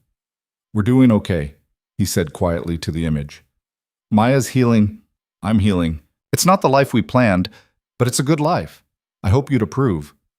The photograph didn't answer, of course, but Ethan felt a sense of peace settle over him anyway. He'd spent so long feeling like he was failing Sarah's memory by not being strong enough to handle everything perfectly. But maybe honoring her memory wasn't about being perfect. Maybe it was about creating a life where their daughter could be happy, and their love could still mean something, even transformed by loss. April brought the final board presentation on the sustainability initiative. This time, Ethan walked into the boardroom with confidence instead of terror. He'd done the work. He knew his material, and more importantly, he knew these people respected him. The presentation was unanimous approval. Richard Paulson actually stood up to shake Ethan's hand. This is going to transform the company, he said. Mark my words. In 5 years, we'll look back at this moment as the pivot point that ensured Tech Vanguard's relevance for decades to come. Catherine Liu pulled him aside after the meeting. I've been in this business 40 years, and I've rarely seen analysis this thorough. You should be very proud. Alexandra walked him out, her expression satisfied. The partnerships are approved. We'll begin implementation next quarter, which means you'll be busier than usual for a few months. Are you comfortable with that? As long as I can still walk Maya to school and be home for dinner, we're good. Always. That's the foundation this is built on. In the elevator down to the lobby, Ethan caught his reflection in the polished metal doors. He looked different than he had a year ago when he'd walked out of this building with his belongings in a cardboard box. Less haunted, less desperate, more like someone who knew his own worth. The drive home took him through the city he'd lived in for over a decade, streets he'd driven 1,000 times. But everything looked different now. Brighter, full of possibility instead of just obligation. Maya was waiting for him when he got home, having convinced Caroline to let her stay up past bedtime. How was the big meeting? She asked, throwing herself into his arms. It went great. They approved my project. The one about saving the planet with technology? That's the one. I knew they would. You're the smartest daddy in the whole world. I checked, remember? He held her close, breathing in the scent of her strawberry shampoo and the particular sweetness of childhood. This was what mattered. Not the board approval or the salary increase or the professional recognition, though those were nice. This. Right here, his daughter in his arms, safe and loved and growing into someone remarkable. Summer arrived with the kind of warmth that made everything feel possible. Ethan's sustainability partnerships were progressing ahead of schedule. The mentorship program had expanded to 50 participants, and Maya had finished second grade with glowing reports from her teacher. She's come so far, Mrs. Peterson told him at the final parent-teacher conference. The anxiety she was struggling with at the beginning of the year has diminished significantly. Whatever you're doing at home, it's working. What he was doing at home was being present, reading stories, listening to her worries, walking her to school, making pancakes on Saturday mornings, being the steady, reliable presence she needed to feel safe enough to heal. It wasn't complicated. It was just consistent. One evening in July, Ethan and Maya sat in their backyard watching fireflies dance in the gathering dusk. She'd been unusually quiet all day, and he could tell something was on her mind. "Daddy, can I ask you something?" "Always." "Do you think Mommy would be happy with how we're doing?" The question caught him off guard, but he considered it seriously. "I think she'd be incredibly proud of you, of how brave you've been, how you've kept going even when things were really hard. What about you? Would she be proud of you?" Ethan thought about the past year and a half, about walking away from the job that was destroying him, about accepting help when his pride wanted to refuse it, about building a life that prioritized presence over productivity. "I think she'd be proud that I finally figured out what actually matters. She always told me I worked too much, that I was going to miss your childhood if I didn't slow down. I wish I'd listened to her sooner, but at least I'm listening now." Maya leaned against him, her small body warm in the cooling evening. "I'm glad you're here, Daddy. Not just home, but really here. You used to be home sometimes, but you were always looking at your phone or thinking about work. Now when you're here, you're really here." Out of the mouths of children came the most devastating truth. She was right. He'd been physically present but emotionally absent for so long that even a 7-year-old could feel the difference. "I'm glad I'm really here too," he said softly. "And I'm going to keep being really here, I promise." They sat in silence for a while, watching the fireflies and listening to the distant sound of neighbors talking over fences and children playing in yards down the street. Ordinary life, beautiful in its ordinariness. "Daddy?" "Yeah, baby?" "I think we're going to be okay. Like really okay, not just pretending okay." Ethan felt tears prick his eyes. "Yes, sweetheart, I think we are." August brought an unexpected visitor. Ethan was working in his office when the doorbell rang. He opened it to find Alexandra standing on his porch, looking uncharacteristically uncertain. "I hope it's okay that I stopped by without calling first. I was in the neighborhood and thought I'd take a chance." "Of course. Come in. Can I get you some coffee?" "That would be lovely, thank you." They sat in his modest living room, the same room where she'd stood a year and a half ago and offered him a second chance. Maya's drawings still covered the walls, though they'd evolved from simple stick figures to more complex scenes showing her growing artistic skill. "I wanted to talk to you about something," Alexandra said, cradling her coffee mug. "Not work-related, personal." Ethan waited, surprised. They'd developed a good professional relationship, even something approaching friendship, but Alexandra rarely discussed anything truly personal. "Do you remember when I told you about my brother David?" "Of course." "What I didn't tell you is that I've barely spoken to my parents in over a decade. After David died, I blamed them for not seeing how much he was struggling. They blamed themselves too, and instead of grieving together, we all just scattered, each of us dealing with it alone." She set down her mug with trembling hands. "Watching you rebuild your relationship with Maya, seeing how you chose presence over career advancement, made me realize what I'd lost. Not just David, but the rest of my family too. I've been so focused on building this empire that I forgot I was supposed to be building a life. Alexandra, I called my mother last week. First time in 8 years. We talked for 3 hours. Her voice broke. She cried. I cried. We have so much damage to repair, but we're going to try. Because of you, Ethan. Because you showed me that it's never too late to choose what actually matters. Ethan felt his throat tighten. I'm glad. Really glad. Everyone deserves the chance to reconnect with the people they love. I wanted you to know that the changes at Tech Vanguard, they're not just corporate policy, they're personal for me. Every employee who gets to be present for their family, every person who doesn't have to choose between their career and their life. That's me trying to make sure other people don't make the same mistakes I did. You're doing good work, Alexandra. Really important work. She wiped her eyes and managed a smile. We both are. Partners in the revolution of actually treating people like humans.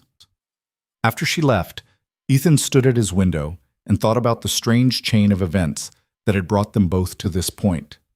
How his crisis had sparked her awakening. How her willingness to change had created space for dozens of other people to find balance. It was like dropping a stone in water and watching the ripples spread far beyond the initial impact. September arrived with Maya starting third grade and Ethan celebrating 1 year in his current role. The sustainability partnerships were exceeding all projections. The mentorship program had become a permanent fixture of Tech Vanguard's culture, and Ethan had been featured in a Business Journal article about innovative approaches to work-life integration. But the moment that mattered most came on an ordinary Tuesday evening. Ethan was helping Maya with her homework, a family tree project that required her to write about people who were important to her. She'd drawn a tree with branches extending in all directions, each one labeled with a name. At the very top, in the biggest letters, she'd written Daddy. Below that, Mommy, in heaven. Then branches for Caroline, her grandparents, her friends, her teacher, her therapist. But what caught Ethan's attention was the trunk of the tree, where Maya had written in her careful third-grade handwriting, "Our family is strong because we love each other, and we're always there when it matters." "Is that okay, Daddy? Mrs. Martinez said we should write something true about our families." Ethan couldn't speak for a moment. He just pulled her into his lap and held her close. "It's perfect, baby girl. Absolutely perfect." That night, after Maya was asleep, Ethan sat in his office and reflected on everything that had changed since that rainy afternoon when he'd walked away from his old life. He'd been terrified then, convinced he was making a catastrophic mistake. But walking away had been the beginning, not the end. It had led to Alexandra's offer, which had led to the sustainability project, which had led to the mentorship program, which had led to company-wide cultural changes that were now affecting hundreds of employees and their families. One decision, made in desperation and exhaustion, had created ripples that extended far beyond what he could have imagined. His phone buzzed with a message from Marcus. "Drinks this weekend? Haven't seen your face in person in way too long." Ethan smiled and typed back, "Saturday afternoon work? I've got Maya until 3. Perfect. See you then." Saturday afternoon found Ethan at a coffee shop near his house, chatting with Marcus while Maya was at a birthday party. They caught up on work gossip, shared stories about their kids, and talked about the changes at Tech Vanguard. "You know, people call it the Cole effect," Marcus said. "The whole cultural transformation, like you're personally responsible for the company becoming humane." "That's ridiculous." Alexandra made those changes. "Because you showed her why they mattered. Don't diminish your impact, man. You fundamentally changed how this company operates. That's not nothing." "I was just trying to survive." "And your survival became a blueprint for everyone else. That's the definition of impact." Walking home after coffee, Ethan thought about Marcus's words. He'd never set out to change anything beyond his own circumstances. But sometimes survival itself was revolutionary, especially when you were willing to be honest about the cost of not changing. October brought cooler weather and Maya's fall dance recital. Ethan sat in the audience watching his daughter perform, remembering the recital he'd missed 2 years ago because of a meeting that had seemed crucial at the time. He couldn't even remember what that meeting had been about. But he'd remember this performance forever. Maya's concentrated expression as she executed the choreography, the pure joy on her face when she spotted him in the audience, the way she ran to him afterwards with her arms spread wide. "Did you see me, Daddy? Did you see my solo part? I saw everything. You were magnificent. I didn't mess up once, not even a little bit." She hugged him tightly, and Ethan felt a sense of completeness he hadn't known was possible after Sarah died. His life would never be what he'd originally planned.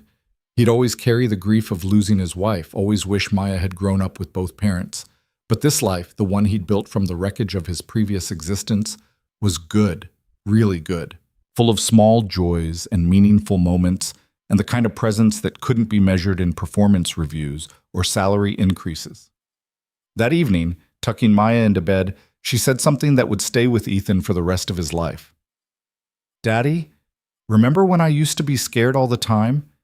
When I thought you might disappear like Mommy? I remember. I'm not scared like that anymore. I know you're not going anywhere." "What changed?" She thought about it seriously. "You did. You used to always seem worried and tired and far away, but now you're Here, really here. And when you're really here, I feel safe. Ethan kissed her forehead, his eyes wet with tears he didn't bother hiding. I love you more than anything in this entire world. I know, Daddy. I can feel it. After she fell asleep, Ethan stood in her doorway watching her breathe.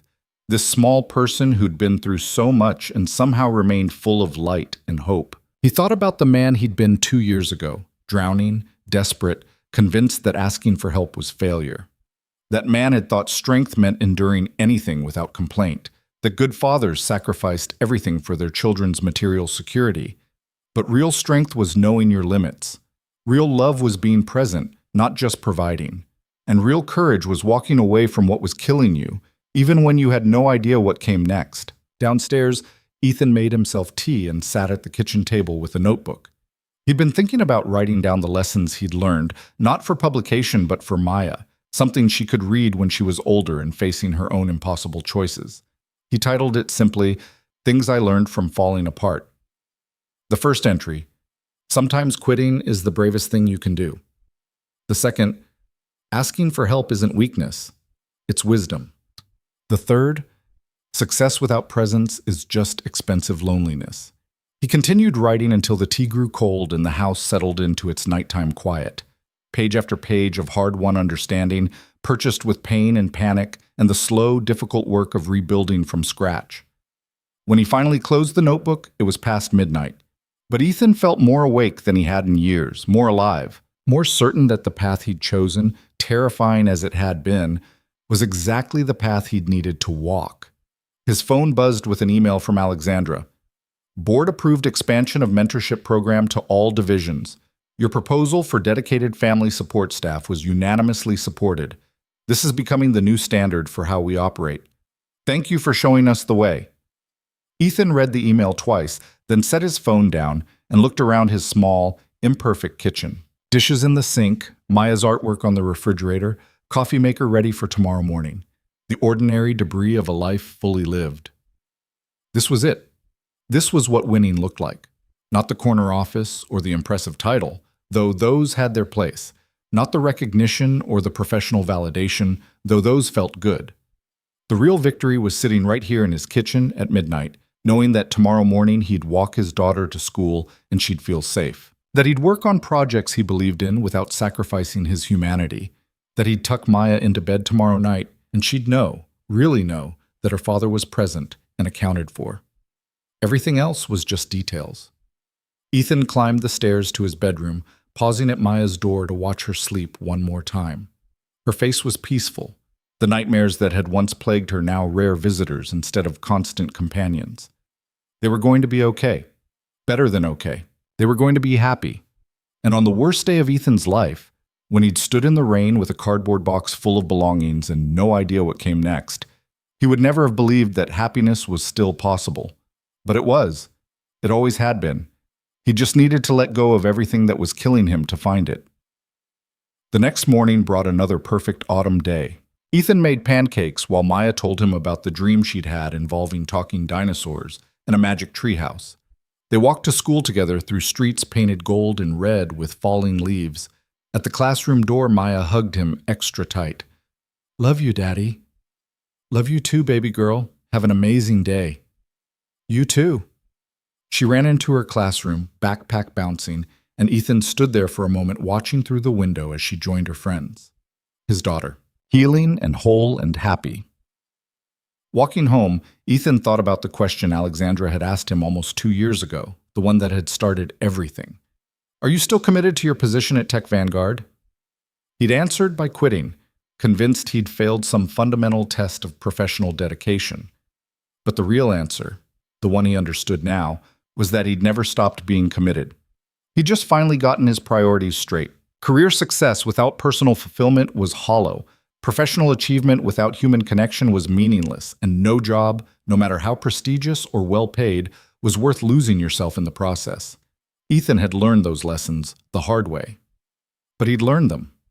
And now he got to help other people learn them too, hopefully with less pain and panic than he'd experienced. Back at his desk, Ethan opened his laptop and started working on the next strategic initiative, The morning passed in focused productivity, the kind of deep work that was only possible when your mind wasn't constantly fragmented by guilt and exhaustion. At 3 o'clock, he closed his computer and went to meet Maya's school bus. She came running down the steps, full of stories about her day, and they walked home together hand in hand. Perfect ordinary. Beautifully mundane, exactly what Ethan had been fighting for all along. That evening, after dinner and homework and the usual bedtime routine, Ethan stood at his bedroom window, looking out at the quiet street where they lived.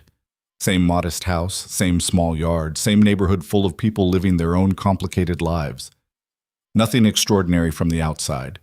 But inside these walls, inside this life he'd rebuilt from the wreckage of loss, was everything that mattered: love, presence, connection, hope. The courage to fall apart when falling apart was necessary, and the grace to be caught when he did. Ethan thought about Sarah, about the life they'd planned together that would never exist. He'd spent so long feeling like her death had destroyed everything. But maybe destruction was sometimes necessary. Maybe you had to break completely to rebuild into something stronger. He'd never choose this path if given the option. Would give anything to have Sarah back, to raise Maya together, to grow old alongside the person he'd loved most. But since that wasn't possible, he'd built something else. Something different, but still good, still worth having, still full of light. And tomorrow morning, he'd wake up and make pancakes and walk Maya to school and work on projects that mattered and be present for every moment of his daughter's childhood. Not because it was easy, but because he'd learned, finally, painfully, completely, that presence was the only thing that actually counted. Everything else was just noise. Ethan closed the curtains and climbed into bed, exhausted in the good way that came from a day fully lived. Tomorrow would bring new challenges, new joys, new moments to navigate. But tonight, right now, everything was exactly as it should be. And that was more than enough. It was everything.